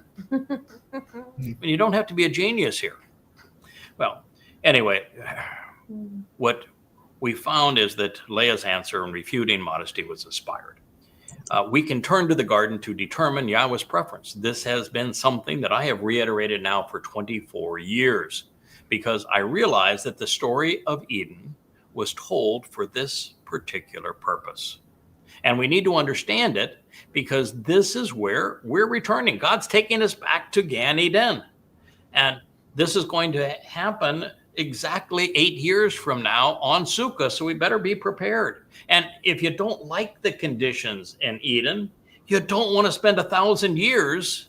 Don't come. Yeah, like that. So if your prudish behavior says, oh, I don't want to be exposed, no, then you're just going to be miserable for the rest of us. Don't. You're just sign yourself out of it. Huh. So Yep.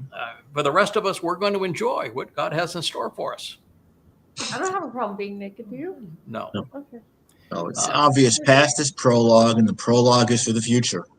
Yes. Yeah, God is the greatest storyteller ever. And Definitely. he began the story by telling us what he thinks is wonderful and the environment that he created us to enjoy. And then he says, oh, by the way, I'm taking you back to it. Might I also say something about Craig, you and Leah, that I've noticed, and I've discussed this with Leah herself. And Yah knows what he's doing when he basically had his arranged marriage. Mm-hmm. And Leah is of the rare species that she has an AB. What is an AB? She has an androgen brain. She has more testicular fortitude than the majority of women and many men. And for one, I don't think that's unintentional, and why you and Leah are together.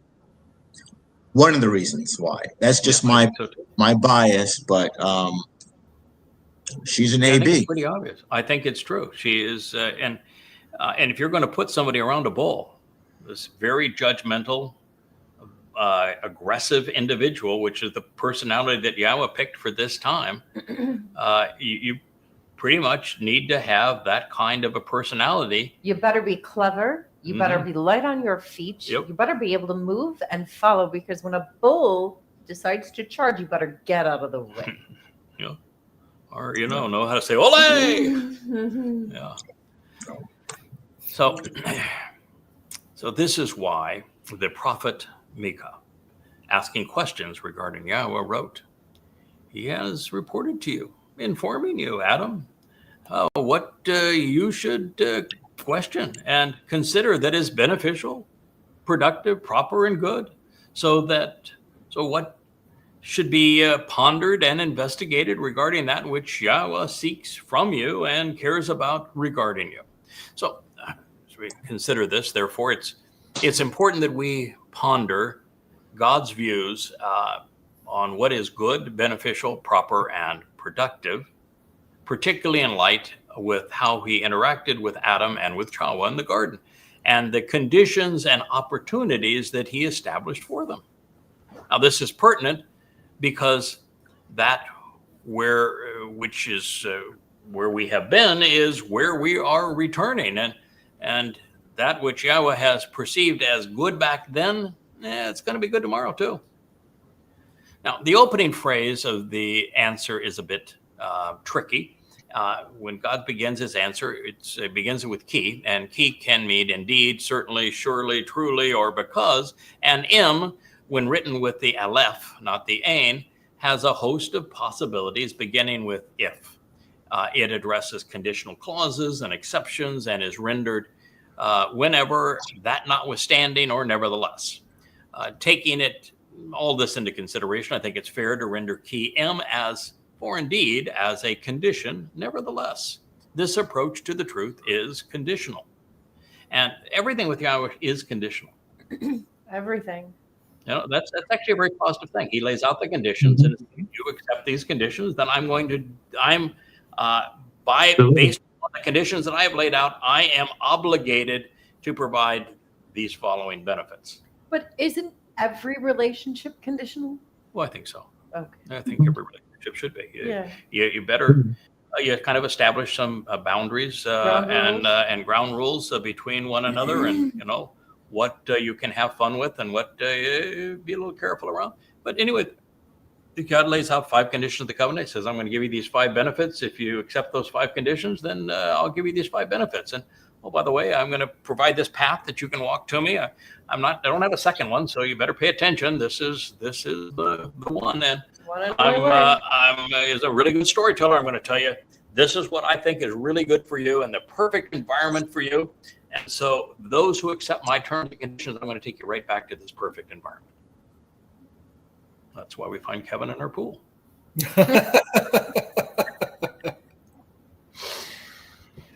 So the whole thing is based on the experience, Adam's experience in Eden. So Yahweh is encouraging us to mishpat, to think rationally and judgmentally about what is tov, productive and beneficial. If we want God to see us as being tov, useful, appropriate, and pleasing, our actions and responses should be conditioned by exercising good judgment. So he's actually done something here that I think is marvelous when you consider that Abaha conveys love from a feminine, a feminine perspective, and Mishpat describes kind of that masculine nature of being judgmental. Mm-hmm. Okay. So can I exercise that right? Mm-hmm. Right Which one now? do you do, the Abaha or? No, to judge correctly. Okay. Without sex, sensuality, and a love and loving couple, there's no family. Right. Not a good one. It's there you go. Yeah, it's not one that will stay together. Not one that so grow up. That isn't going to be immediately fractured. As a matter of fact, we're going to in future programs as we get further through the story of 2 Samuel 6. Oh yeah. We're going to find out what a bitchy wife, serious prudish issues, and does not like a frolicking husband. We're going to find out what she has to say about Dode when the Ark of the Covenant is coming in to town, and Dode goes from wearing the priestly outfit and stripping to wearing nothing but a smile. And we're going to get a chance to see what she says to runs Dode. in the blood, doesn't it? Yeah. So anyway, the fun thing about this, and it's going to ultimately where we're going to go. So I'm going to let this cat out of the bag because it's just hilarious. So Micah is the wife that came by way of King Saul. Yeah, and so she is saying, you are just lowly and little. The way that you're parading around here and dancing and showing yourself off and the all together, showing yourself off like that. All indecent. You are just nothing but lowly and little. And you know what his response was? I'll show you how little I am. He says, so you're speaking of me as lowly and little and the way that I'm parading around in front of the concubines. Mm-hmm. So what I'm going to do is I'm going to interact with those concubines. And I'm going to tell you, they're going to see me as kabod. You know what kabod means? Meaty, beefy, big, substantial. Distinguished. And that was Toad's response. How's that for prudish? So how's that for refuting prudish? Yeah. And oh, by the way, just to show that God's got a sense of humor and said, that's my boy. That's my boy. You know what God's response was? And Micah from that day forward had her womb closed and she would never have a child. Oh. So it seems like Yahweh liked the sense of humor. I thought it was a wonderful answer, by the way. I thought it was really, very funny. But there we go. So our king, talking about the size of his schlong. Our king has. You have seen the Hebrew Nationals, yes, haven't you? Yes. Our king has a sense of humor, and our God loves his sense of humor. And oh, by the way, it ain't prudish. And it's a lot like Leia's. Yeah, you can't twist that to prudish. Nope. Now the beauty of this story, all the way through, is that God is enjoyable to be around. He created us. Not a prude. He created us to be happy. He has a very pleasant, enjoyable disposition. He likes sarcasm. And banter. He likes love. He's just an exceedingly comfortable God to be around. In fact, when Adam and Chawa were incommunicado with God in the garden, was there any discomfort among any of them? No. It's only when the Jews got to be religious that they, stay away from me. We don't want to see you anymore. No, so it's something to think about. So in this case, we're encouraged to discern and deduce why it is appropriate to show an an affinity for, desiring, and loving chesed. And while the secondary connotation of chesed is loving, devoted, and affectionate relationships with mutual benefits, which is Ours has mutual benefits. which is good by itself. Yeah, it's that's the beauty, and we keep on talking about this. But Dr. Jeff, you are correct, and I know, Kevin, you have noticed this, and Rich, you see it regularly. You live here, and you've come to visit us before, Kirk. We really have a great relationship. I mean, we are mentally stimulating together. We share the same passion. We love the same things in life. We are really, really compatible as a couple, but we are, loving in the I'm brave enough to play with the complete sense of that word. And so we get to live the very ideal that Yahweh established for us, which is, I think, why he arranged this marriage. I have a question. Yeah. Why would Yahweh, he's a very clever, intelligent architect of life, create two individuals that are attracted to each other and then punish them for what he created? No, that's religion. Yeah. So you have to corrupt it.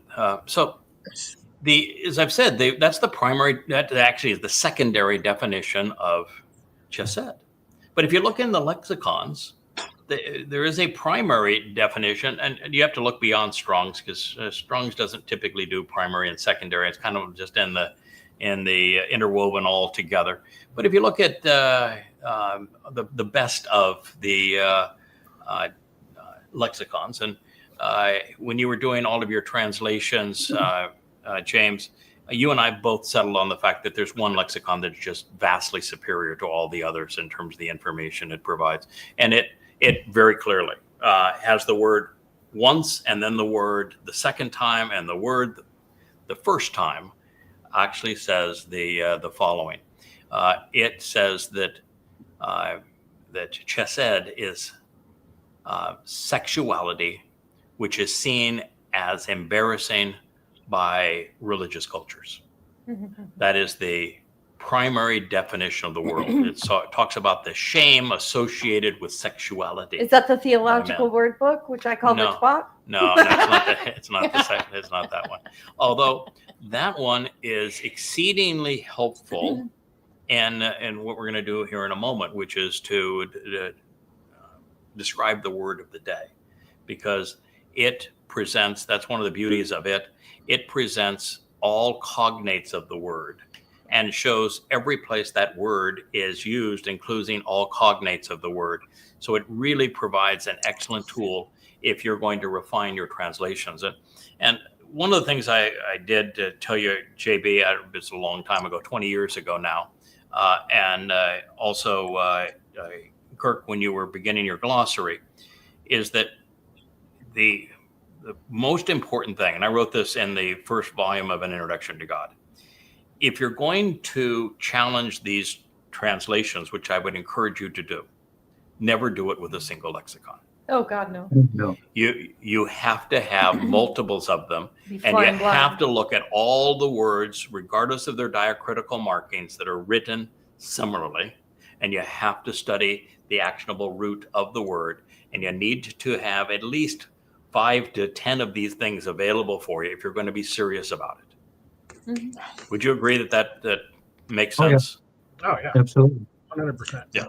You're making otherwise, you're making a brilliant point that, logic dictates that when you predicate something on a false premise, everything thereafter is going to be false. So if you're just relying on Strong's and King James, you're lost before you begin. You're lost before you begin. Yeah, you're building your house on a faulty foundation. Absolutely. And when you're talking about the words that God inspired, that's a really bad idea. That was the whole purpose of the Amplified Translation, to show all the various connotations that fit that particular sentence or phrase, and allow God to share all of them. And then we can talk about what are the ones that make the most sense and which ones don't fit that particular context. It's the teaching mechanism behind the Amplified Translation that we've done. Now, of course, now this is to suggest that Adam and Chava enjoyed one another's company sexually. They were naked, they were unashamed, unlike the religious who are so hung up on modesty that they condemn opening up to the joy of loving sensuality. Stated another way, Leah was right. Now, Yahweh designed us to arouse sexuality in loving and affectionate, mutually beneficial relationships. Just said, nakedness and sex are good, not bad. And I speak from, well, fairly considerable experience. Oh, this is a man who thinks boobies are Prozac. I do. And, so there we are. So Leah's, I think, fellas, that most of us, if we had breasts, we would get nothing done. No, you wouldn't. We just wouldn't. You guys Even turn into Rich is over there mush. grinning over to the side, and he's an introvert. But if we had breasts, we would just never get anything done. Yeah. I look at him, I'm like, grow up. They're just boobs. Yeah, well, Yeah. we like them. Yeah, I've even Kirk, you're grinning. We do. We think most men think women are really pretty. Yes, I do. Just Yahweh designed it that way. So Yahweh's exceptions are few and far between. We've talked about that. They include traumatizing children by having them see their parents naked, incest, pedophilia, rape, and bestiality. To this, Yahweh wants women to be able to deal with their menstrual cramps and bleeding in private.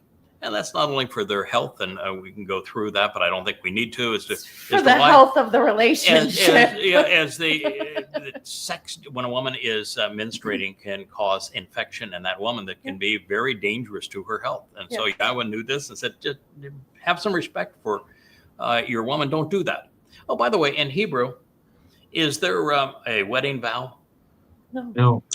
So it doesn't say to death do you part and to forsaking all others, all that kind of Christian stuff. Does it ever mention any of that? No. Not one. No, it doesn't. There's no reference to it at all. In fact, is monogamy, even from a male-female point of view, is it ever discussed? No. No. In fact, I've said this before, and I'm sure that this really drives the prudish women crazy, but I don't think that men are naturally monogamous. And having dated a lot, I don't think women are naturally monogamous either. No. I think there's a way to be monogamous and have more fun than polygamous if you're in the right relationship where you make your life together an adventure and fun. I can tell you one thing. That's the real And that's the best of all. But that takes a really special, creative couple to keep the relationship exciting that way. But Yahweh's view of this whole thing is quite different. So there are no wedding vows. Is there even a term that would be said wife as opposed to just woman? Not really. I don't know one. Really? No, there isn't. It's the same. The word that is rendered wife is the same word, just means woman, isha. And there really isn't a term for husband either. It's just man. And so there is no ordeal that you go through to become husband and wife. There is no religious horseshit. No, none. No rules of that, of any of that kind. Now there are some things about if you don't climb into bed with your neighbor's wife. That's it's a bad thing. But that's really just over coveting what doesn't belong to you. That has nothing to do with love. And if there's a very complex series of instructions on former wives and wives of brothers and all that kind of stuff. But none of that has to do with living and being married. It really all has to do with setting up the scenario that Yahweh is designing pursuant to what we call the adulterous woman in Numbers 5, where he's trying to explain these are the kinds of relationships which are counterproductive to the relationship that I'm trying to achieve with you. Yep. And they're presented that way, and they're all head scratchers. You have to really be on your game to understand. And being specifically prudish is against where Yah was taking. Yeah, there's no place where it says thou shalt not have fun with thy wife.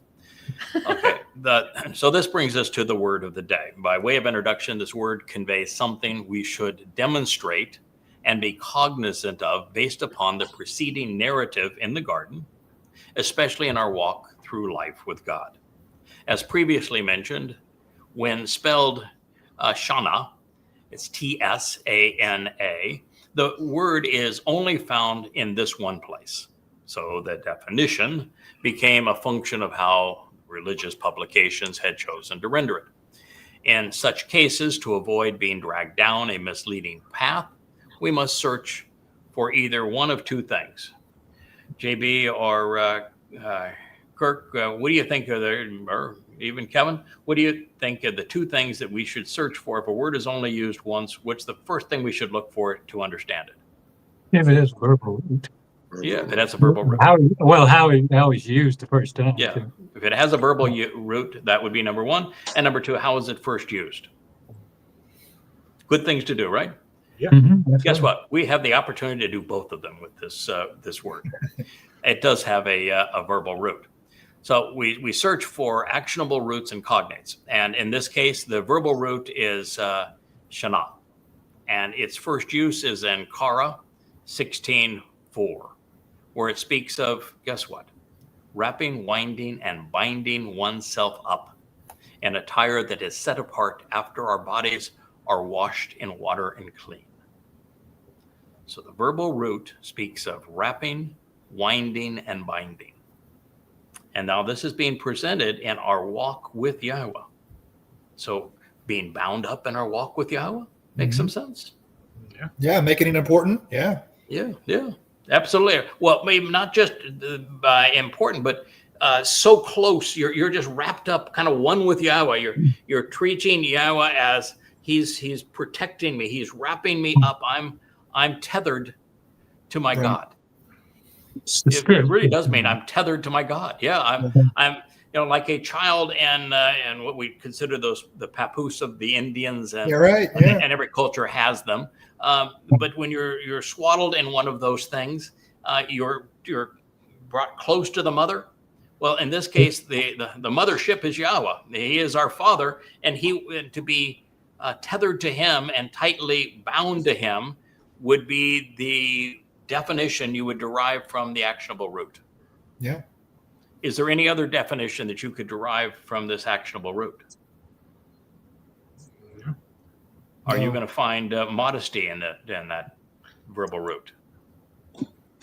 No. Being bound and tethered and wound up with somebody, is there any modesty there? Is there anything that can be considered intertwined? No. No. Yes. That's the verbal root. That means that is defining the meaning of the word. I have not yet found a Hebrew word where the verbal root was out of sync with the nouns that are derived from it. And particularly when it's used in Kara, the heart of the Torah, in this way. Now, the final use is as sanaf, and it is used in Zechariah 3:5. Oh, one of my favorite passages. You know, this discussion in Zechariah 3:5, it says that Yosha, the high priest, that he is a scumbag. He is really filthy. He's dirty. He is unqualified. Those that hang around him are scumbags. Loosely translated. It's my paraphrase of it. And therefore, the high priest, even a Yosha, Jesus, isn't qualified to do what needs to be done on the day of Yom Kippurim, when the Ark of the Covenant, the mercy seat, needs to be anointed with the blood of the bull and of the goat. So we need somebody else to fill that role and to dress up as the high priest. And we're going to wrap. And even Zechariah, he comes in and says, yeah, now I get it. That's Dode. That's going to be the guy that's going to do this. And he says, can I wrap the headdress around him? Don't forget that wrapping that headdress around him. It's the God, yeah. That's in Zechariah 3:5. Do you know what else goes on that headdress? Mhm. A silver plate Mhm. with the name Yod He Wah He. Well. So there we have a vivid depiction of it, and a powerful and poignant moment, and one of the most revealing episodes of the prophets. It's so emblazoned in our minds because we read that and say, "Oh, now I get it. It's Dode that's going to anoint the mercy seat of the Ark of the Covenant." So the reason that Yahweh told him that you can't build this house for me is because you have blood on your hands. When of course, every battle he fought, Yahweh fought with him and helped him. So that blood on his hands, he was defending Israel. That didn't mean squat to Yahweh. So why did he say about that? Because the blood on his hands is the blood of the bull and the goat that is going to be put on that mercy seat of the Ark of the Covenant when Dode gets the opportunity to build this final house. And it's such a vivid, beautiful portrait of what we have in store for us when they come back. That I personally, I just love it, and it's etched forever in my mind, and I think probably everyone else's, because it was one of those days where you just wake up and say, "Wow, what did we learn?" What is this? So that is that's the nature of this word. Therefore, we are to be wrapped up with, bound to Yahweh, and our walk through life with Him, tethered to God. A little mishpat here, the meaning with a little mishpat, I should say, a little good judgment. The meaning is easily deduced and straightforward. So, this is what they didn't do. This is why when Leah brought it to me and says, "I don't think this is right. Can you tell me what is right?" And we went through all of this together, and she remade it, and you'd say, "Wow, that's exciting. What a way to learn." And that's how we go about doing. Every translation that I've written for the last 24 years is done exactly the same way. This is what makes it so interesting. And JB, this is why you can't just do the translation.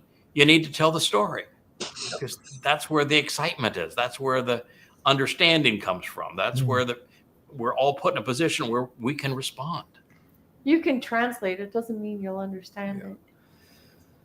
So, for indeed, as a condition, act upon and engage in sound decision making, exercising good judgment, while loving and desiring, even showing an affinity for mutually beneficial, loving, and affectionate relationships, even when sexuality is considered embarrassing and deemed shameful, while also being bound up and tethered to, walking in life while enjoying the journey with and near your God.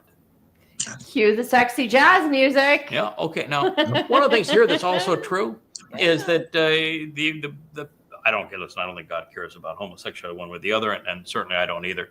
But the only kind of sensuality that I know is heterosexual sensuality, men and women. And so, as we're dealing with this, to say that this sexuality that is being discussed here, my ear is falling off, is men and women. I'll catch it. It begins with the masculine response, judgment, mishpat, and then it goes to the feminine response, which is ahava, love. Isn't that a marvelous way of introducing this concept of mutually enjoyable, mutually beneficial sensuality and love with the good judgment and the loving response? It's even better when you have a woman that has an equal measure of both. Oh, I prefer. I think that even though you have a lot of both, you're still woman, and still, as much as you would like to hide it, you've got a little bit more of one than the other, and I've got a little bit more of the other than the one, and that's what makes it good.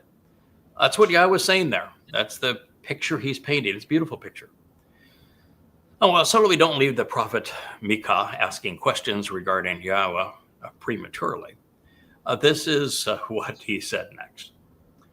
The cold voice of Yahweh to the inhabitants of the city. He invites and summons, calling out while reading and reciting. He issues a proclamation to meet.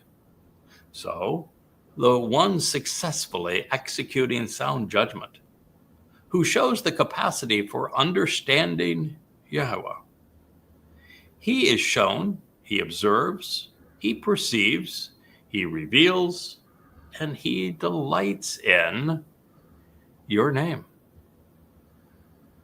Of your own free will, choose to listen to the mate, this branch and staff, this rod of the chief of staff who is extended. So, who? Choose, selected. Who chose, selected, and appointed this? Who caused this to happen? Who made this decision selecting this individual and this process? Micah asking questions regarding Yahweh. I know. Micah 6:9. I know who did it. Who did it? Yahweh. Yahweh did do it. It's, Right, Now- look? now, Are you hey, still talk awake ab- for this? Come so, on. so you talk about the Uh-huh. Yahweh. Wow. Think about this.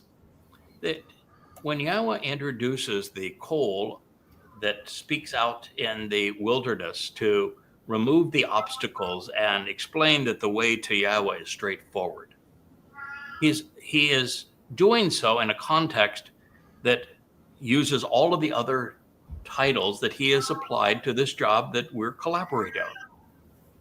So the very fact that it begins with the voice of Yahweh, because didn't Yahweh said, I'm not speaking to them again directly right. until they come back to me?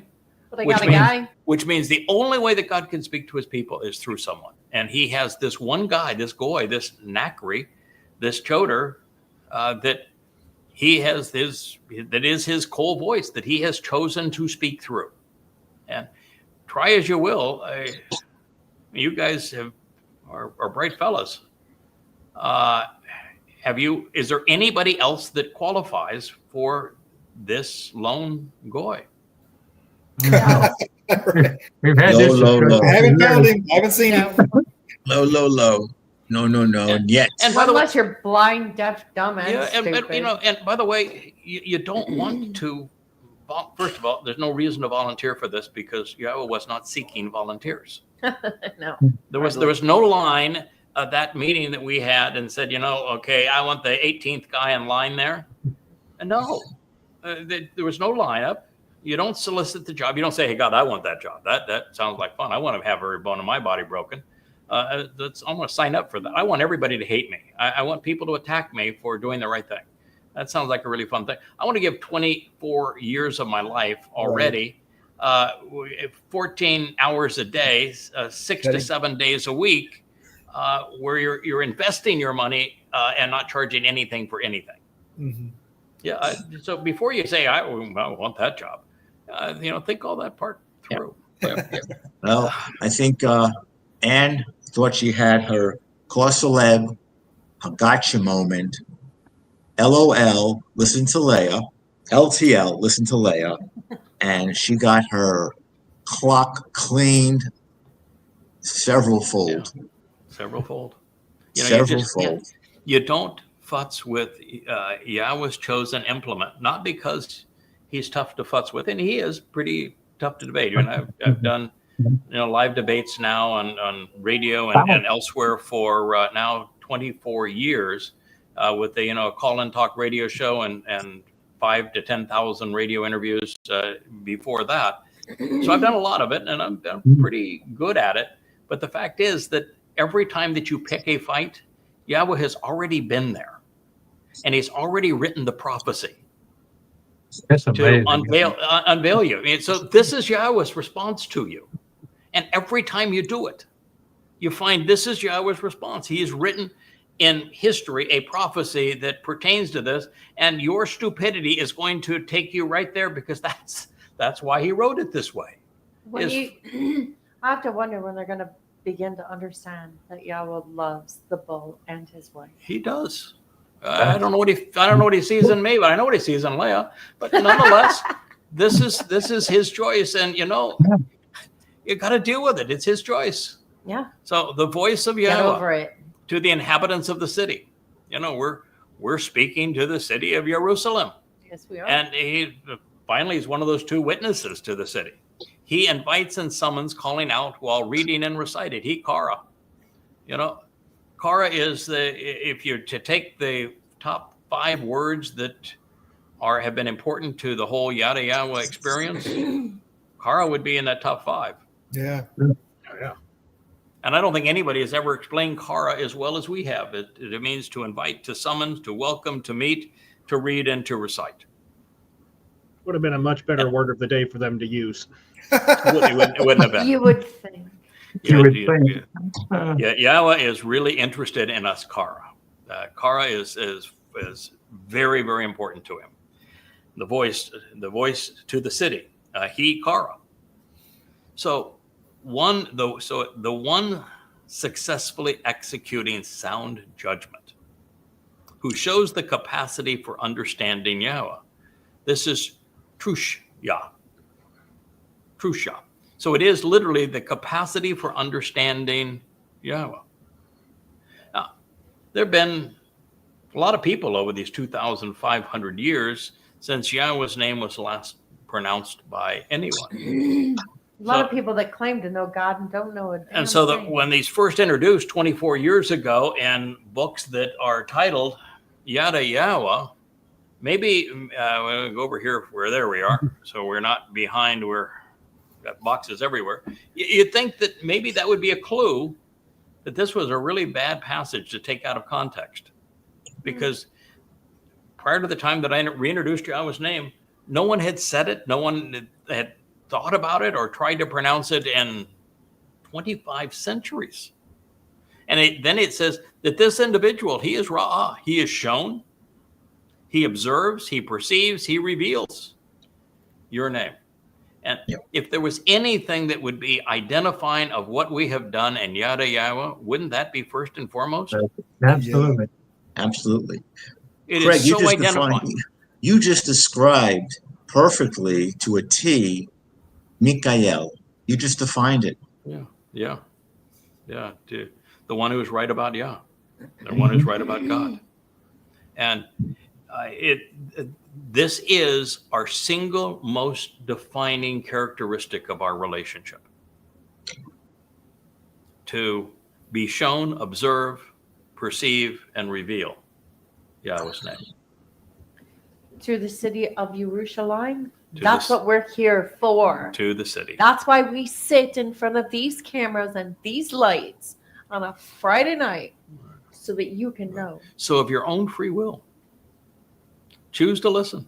Yeah. Didn't Yahweh say that about the Nakar? Doesn't he say that about Everything. everything that he has to say about this person? Isn't it? You should choose of your own free will to listen. It's just consistent all the way through. And this time, it's of your own free will. Listen to the Mate. This is the branch. It's not the main Shamak branch, but it's a branch. The staff, the one that's tending the sheep at this point, the rod. The rod is of divine judgment and justice. Yeah, what did Moshe walk into Egypt with? Right. And, Just a stick. Right. And Matzeh also means the chief of staff. Now, the chief of staff ain't the chief guy, is he? No, chief of staff. He's the guy that is responsible for ordering the affairs and coordinating the work of the king. Kind of like a herald. He would be a herald. Gee whiz. Who is extended. So, Pretty straightforward. who chose, who selected, and who appointed this? Yeah. Yeah, of course. So last time I checked, Leah's husband is the cold voice of Yahweh. He is the one who Kara invites and summons, calling out while reading and reciting Yahweh's testimony. And since he is unique in this role, Yahweh affirms on behalf of those who are not as hostile to him as the ends of the world, that his voice will, as a single male, execute sound judgment while showing the capacity to understand Yahweh. And as a result, He was the first in 2,500 years to be shown, observe, perceive, and reveal Yahweh's name. But alas, where Anne is headed, they don't like Yahweh's name very much. And they changed it so that it would manifest their mommy delusions. So God's decision is to choose to listen, or suggestion, I should say, for anyone who wants to know him, is that you should listen to the mate, this branch, the staff, this rod, who is the chief of staff, whom he has extended. Okay, so we get it. So let me ask you a question. I want your verdict here, your final verdict. Does Sana have anything to do with modesty? Of course not. Oh, good. No. Okay. It means to be bound to Yahweh in our That's walk right. through life. For how long must this individual witness be questioned? Od Haish. For how I long must wondered this that individual myself. man who is a witness be questioned? By the house of the guilty who are condemned for being wrong. Oh. For this storehouse of vexing injustice and condemnable guilt, Yeah, for how long? along with a wasteful measure of incapacitating and emaciating disease. Thinks of leprosy. Being angrily denounced Yikes. and furiously cursed. Wow. So the people that are speaking against this one that is the voice of Yahweh as the rod of divine judgment and the staff guiding the sheep and this branch off the tree of the knowledge of good and evil, who is the one whose name, Yahweh's name, was revealed, he is then asking, for how long must this individual man's witness be questioned? Which is precisely what they're doing. By this house of the guilty and the condemned who are wronged.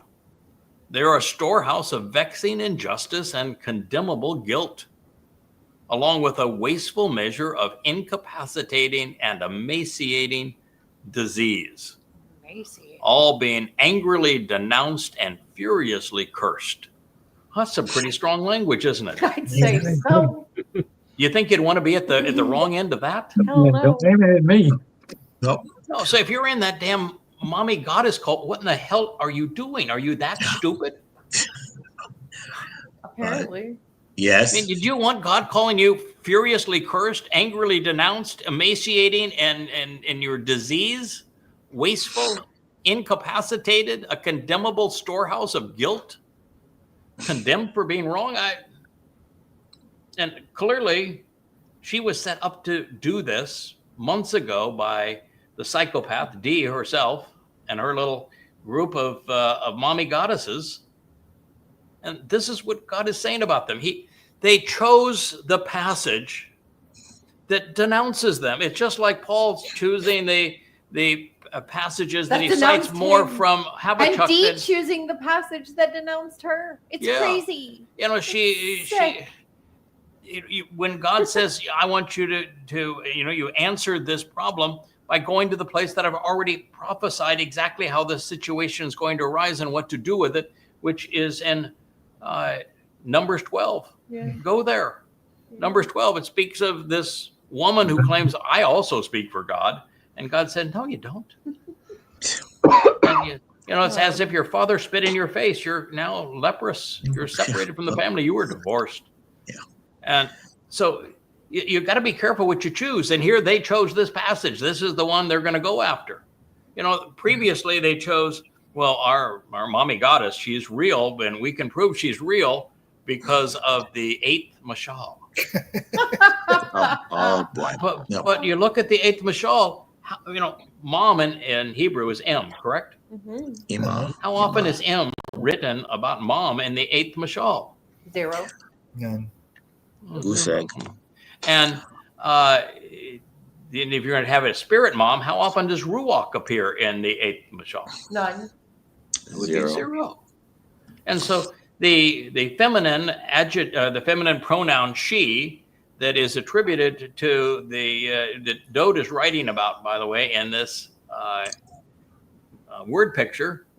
He's waxing poetic about He's waxing poetic about what? Hokmah. Wisdom. Yeah, chokmah. Chokmah. Chokmah. Chokmah. Wisdom, being smart, thinking things through. And you pick that as your proof that there is a mummy goddess? It's kind of like picking Sana as When- modesty. When Yahweh works through his Ruach, and there's lots of places where Yahweh works through his Ruach and he dispatches his Ruach to do certain things. Does he refer to himself as a she when he is dispatching his Ruach?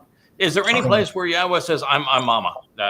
No, Baby, he said- I'm your mama. Who is your mama? Come to mama. It specifically says Does he his does he ever say that? Is there a speaking part where Mama God says, thou shalt be modest? No. There is no speaking role for a mommy God. Yahweh, even when he's addressing the work of the Ruach, still speaks of himself in third person masculine. He refers to himself as our father. He never refers to himself as our mother. Oopsie. What are you trying to do? I mean, it's just tragic. And I guess the thing that bothers me the most, losing someone like Ann doesn't bother me at all. No. I really didn't even know her. And now I'm glad I didn't know her. But the thing that I didn't like her bothers work. me is that there was one woman in that group that was really devoted. She did marvelous work. She was a great editor for these books. She was a wonderful interface with Amazon. And even though I went out of my way to explain to her the psychotic nature of Dee and her money grubbing dishonesty and the reasons that she was clinically tested as a psychopath and why this is a situation where you're being played and you should not do this, she went and did it anyway. And it breaks my heart that her children and her grandchildren have now been exposed to this lie. Stolen souls. It just breaks my heart Stillborn that's children. happened. The rest of them, I don't care about. No. And when you read what they have written, they're just revolting. And Absolutely. so most of them, I said, "Oh God, thank God they're gone." Yep. Can you imagine not knowing that they had this But the lurking fact- inside of them, and Right. and you in there in eternity, and you said, "Oh my God, what mistake did I make?" Let me go to God. I said, "God, I'm really sorry that I Yeah. made this mistake, and I gave this person the wherewithal to become part of this, and obviously I was really, really wrong. I want to apologize. What do we do now?" Fortunately, I don't have to do that. Well, They wrote well, themselves Craig, out of the story. the trees continue to get pruned. Yeah, they do. Don't Shave continues to blow away. And by the way, Ann, can I call you in a prescription for lamprey? That's an older drug used to treat leprosy. Give me a buzz. It is contagious, is it not? It is. It highly sure is. contagious. And for So- those, you know what makes me angry? What? Like you said, I don't really care about the rest. They're clearly unthinking people, irrational and unable to make rational decisions on good judgment. Yeah. However, there are some good people they took with them. Yeah. And it's true. for that, It's I true. mourn and I am Right. angry. Well, they couldn't have been too good No, because they That's would never right. they would never have fallen for it. no. And now that it's gotten so nasty, Yeah. they Vitrolic. they should have something in them, some form of conscience that says, no, this is wrong, but it never seems to dawn on them. So they can't have been that good. Yeah. But anyway, the summation of all of this is, like I said, They can drop it now. Leah was right. And as for the ends of the world, if it hasn't others. already happened, she is sure to be applauded. And I think it already has happened. They've already shown their, yay, aren't we great? We Hate Leah 2 fan club. Yeah. No. It's growing every day. The cult of the spirit mom is We Hate Leah. And then they demean my wife as a way to get at me. It's the same thing that Miriam did with her brother. Fractured families are a huge part of God's story. Yeah, they bond over hating me. Yeah. And so they bond over hating Leah, and then they use that to attack and to demean me and make themselves It's feel so very all Christian worthy of them. because they're demeaning this bad woman, and by demeaning this bad woman, they're being really moral, and so they attack God's chosen implement. Isn't it very Christian of them? But I think it's actually comprised of frigid women who live loveless lives of religious prudes, and they are similarly foolish. So you ought to be right at home with that group of characters. Now,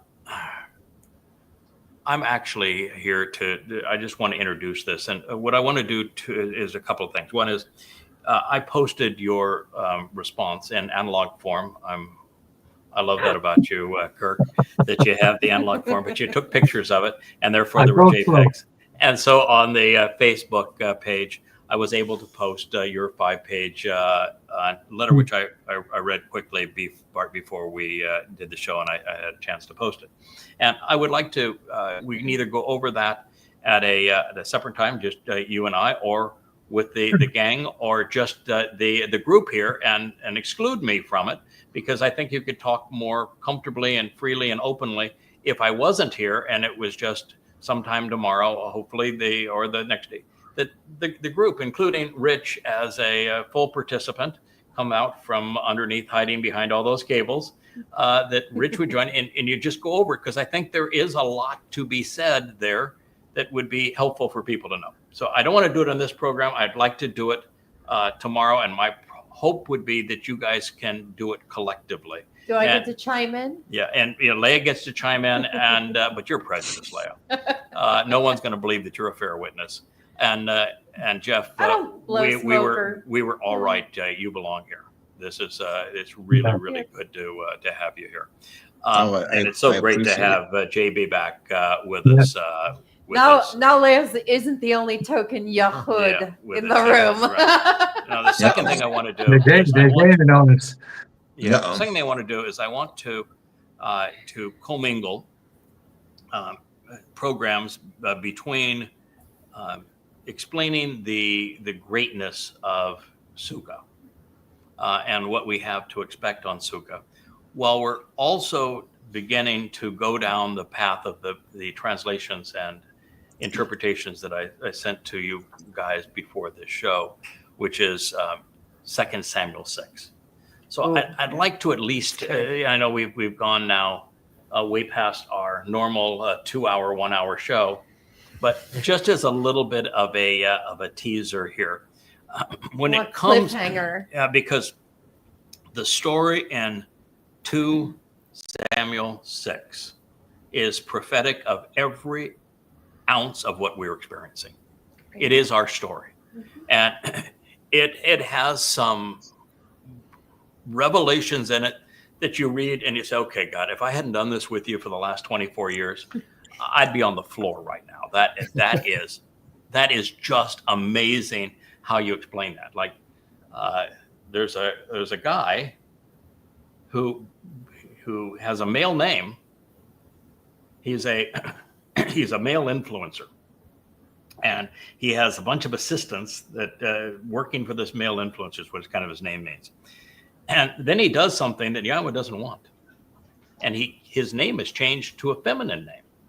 No one even knows if he's pronounced exactly the same way. It's just written differently, and no one ever pays any attention to the fact, why did that name go from it slipped right masculine to feminine? Yeah. And you go, oh yeah, that was clever. God, now I know what you're talking about here.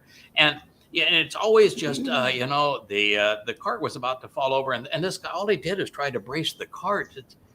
What harm could that be? And God killed him? What's wrong with you, God? Right? I mean, that's how it's presented. Yeah. You all heard the story. That's how it's presented. No, that's not it. But guess what? The whole story is about the Bakar. And it's the bull. Bakar is a bull. And if you've read that pulls the cart. And if you've read the story in Numbers 15, that bull is one of the 3 players. There's the bull, there's the goat, and there's the ram. And so the bull is actually called the Bakar in that story, which Dode should have known.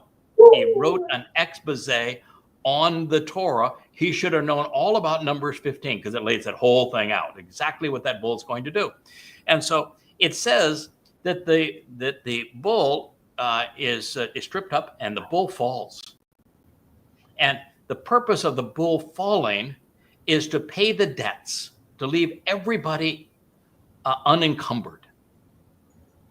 And that's the picture that God was painting, that the very bull that is bringing this covenant family back so that the covenant, the Ark of the Covenant itself can go back into the home of Yahweh on the Temple Mount, that bull that is responsible for paying the debts, so that all of those who are now gathered in Jerusalem, this final remnant of Israelites who have been estranged all this time, are no longer indebted to their religious stupidity and are freed of that. It is that picture that God is painting, and that's the thing that he who became she interfered with.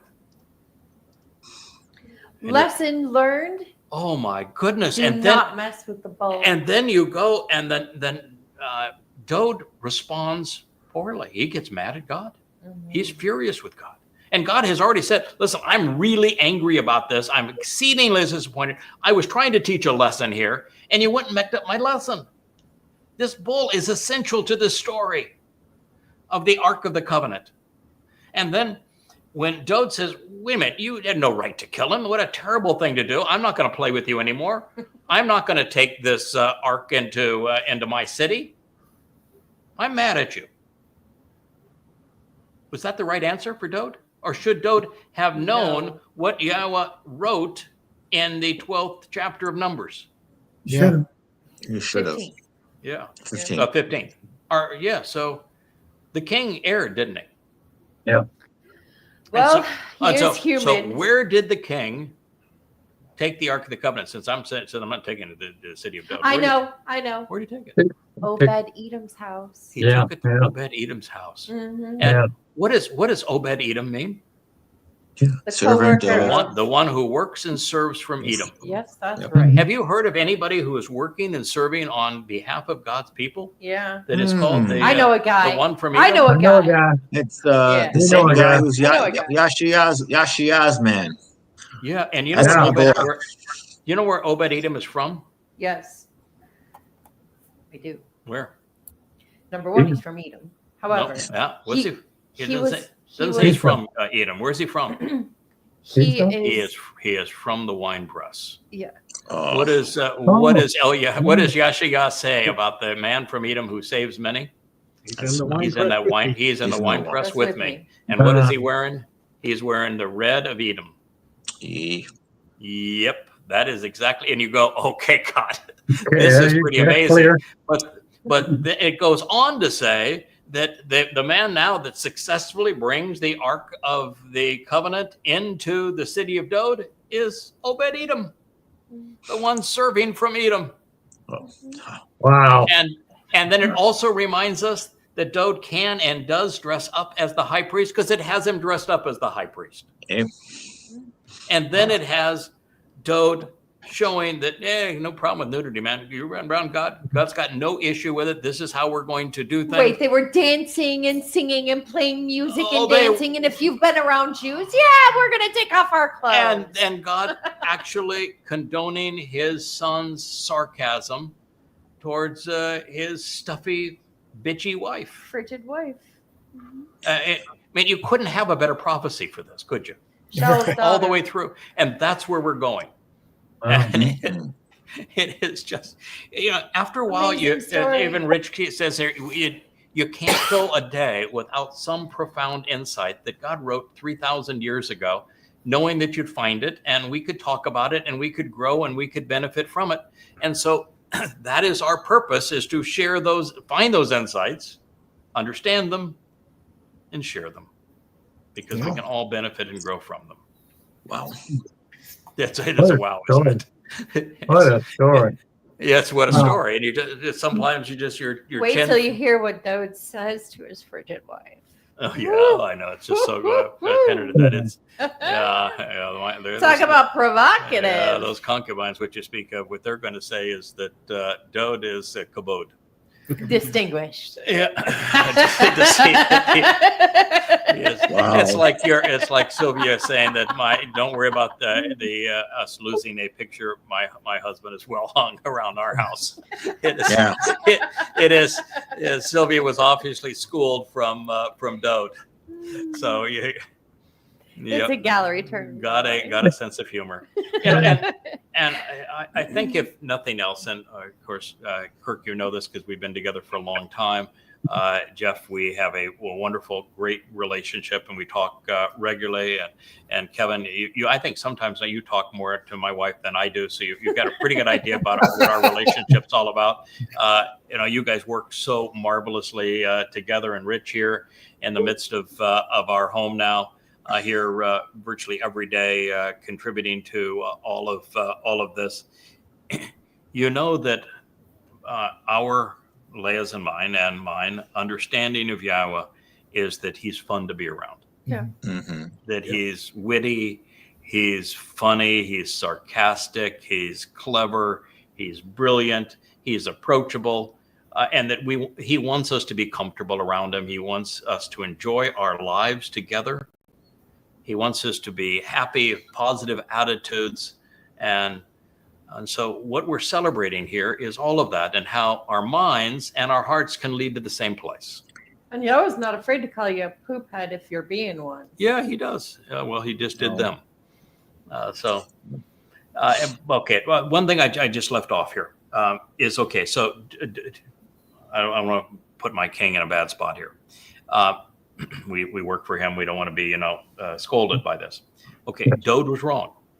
Really, really wrong, right? He came to the wrong conclusion. He hadn't processed that information. He probably read it a bunch of times, but he didn't process the information in Numbers 15 to understand this, or even in Numbers 5 or Numbers 19, which would also given him the answer as to what he was witnessing and why God was upset that word picture was being screwed up. And thereafter, Dode, in the same chapter, he gets his act together. He figures it out. Mm-hmm. And he says, well, Obed Edom, huh? Well, all right. I get this now. Okay. Obed Edom's going to bring the ark in. It's all going to be good. Let's just dance and have a really, really good time. And so what does that show? The number one argument that the mother goddesses use against me is that I have, there are, of the many thousands of profound insights that I've come up with, and they won't ever name them all, but there are many thousands. You listed like 20 of them, Kirk, in your letter. Not just a sampling. Yeah, sampling, but there's well over a thousand, and probably upwards of 10,000 unique insights that I've come up with. That about 5% of those that have evolved, that have some have changed, some have evolved, some have nuances that are added to it. But as we learn more and we're exposed more to Yahweh, there are some things that we have previously concluded. Did you say, I think there's a better interpretation of that, and let's use this one because I think this is now more consistent with everything we have learned. Okay, and I will do something that caused you, JB, in particular, to become part of the covenant, because you had not witnessed it outside of this environment, which is I'm one of the few people that will write a lot of stuff. And then when I found out that I'm wrong about something, I'll go back and say, I was wrong about that. This is a more correct way to deal with it. So what do we have in this example? We have the man that had the Spirit of Yahweh on him. We have a man that Yahweh chose. We have a man that Yahweh announced was his son. We have a man that Yahweh chose to be king over his people, the shepherd of his people. We have a man that we know was a profoundly important prophet. He was wrong, wasn't he? Mm-hmm. He witnessed something and he was really, really wrong. And But then he he evolved thought and about grew. it. Then he thought about it some more and said, well, there's a better answer here. Yep. And he accepted the better answer, shared the better answer, danced and celebrated the better answer, and he went on with his mission, didn't he? Mm-hmm. So is it God's style? Because they always say, no, if you're ever wrong about any conclusion that you have drawn in 24 years, then that's not Yahweh's style. Right. Yahweh wouldn't do that. So is that what the example of Dode tells us? Or does the example of Dode tell us that learning and correcting mistakes along the way is Yahweh's style? We learn, we evolve, we grow. It's another great lie that you have to be perfect. Yeah.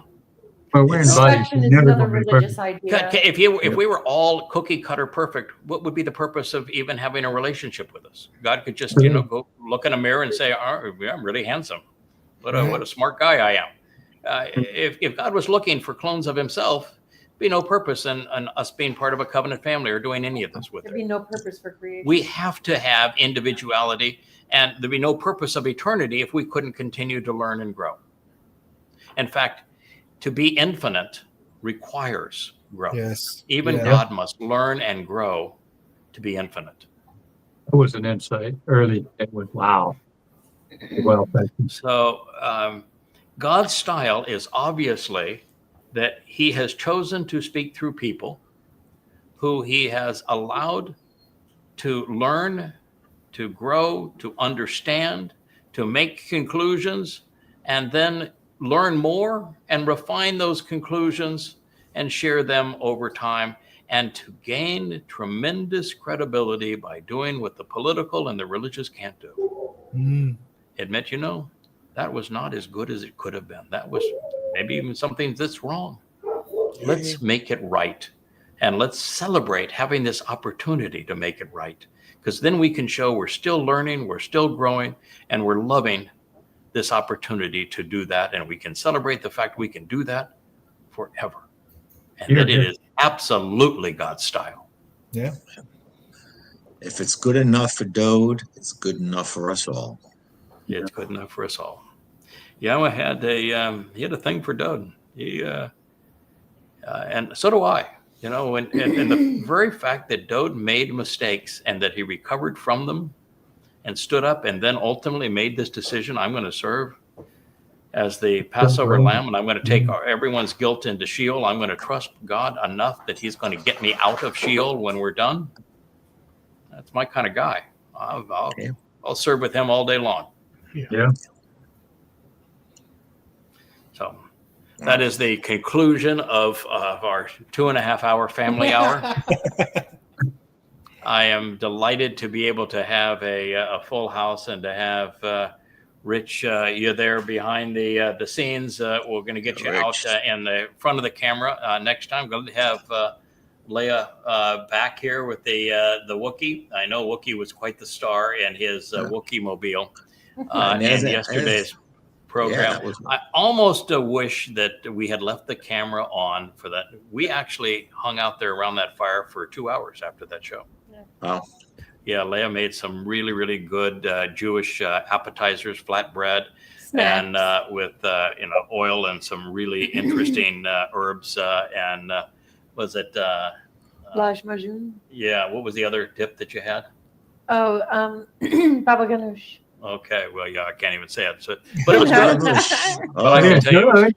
Yeah. it was really good. Baba Ganoush. And so we out there, we stayed there with that fire for 2 hours, drinking wine, enjoying our relationship with Yahweh, just constantly saying, because as the sun would continue to set and the long rays were there, and the beauty of the clouds and the colors and the textures and the smell of that smoke that I hadn't smelled in so long. Cuddling up with your husband Oh, in yeah, front of a fire. We were cuddling on that chair, and Wookiee was sitting there Way in our too lap, sensual. and Asher was right there by our left hand, and Rich was there with us, and we were enjoying wine and good food and the smell and the sound and the warmth and the light of that fire and this beautiful island setting.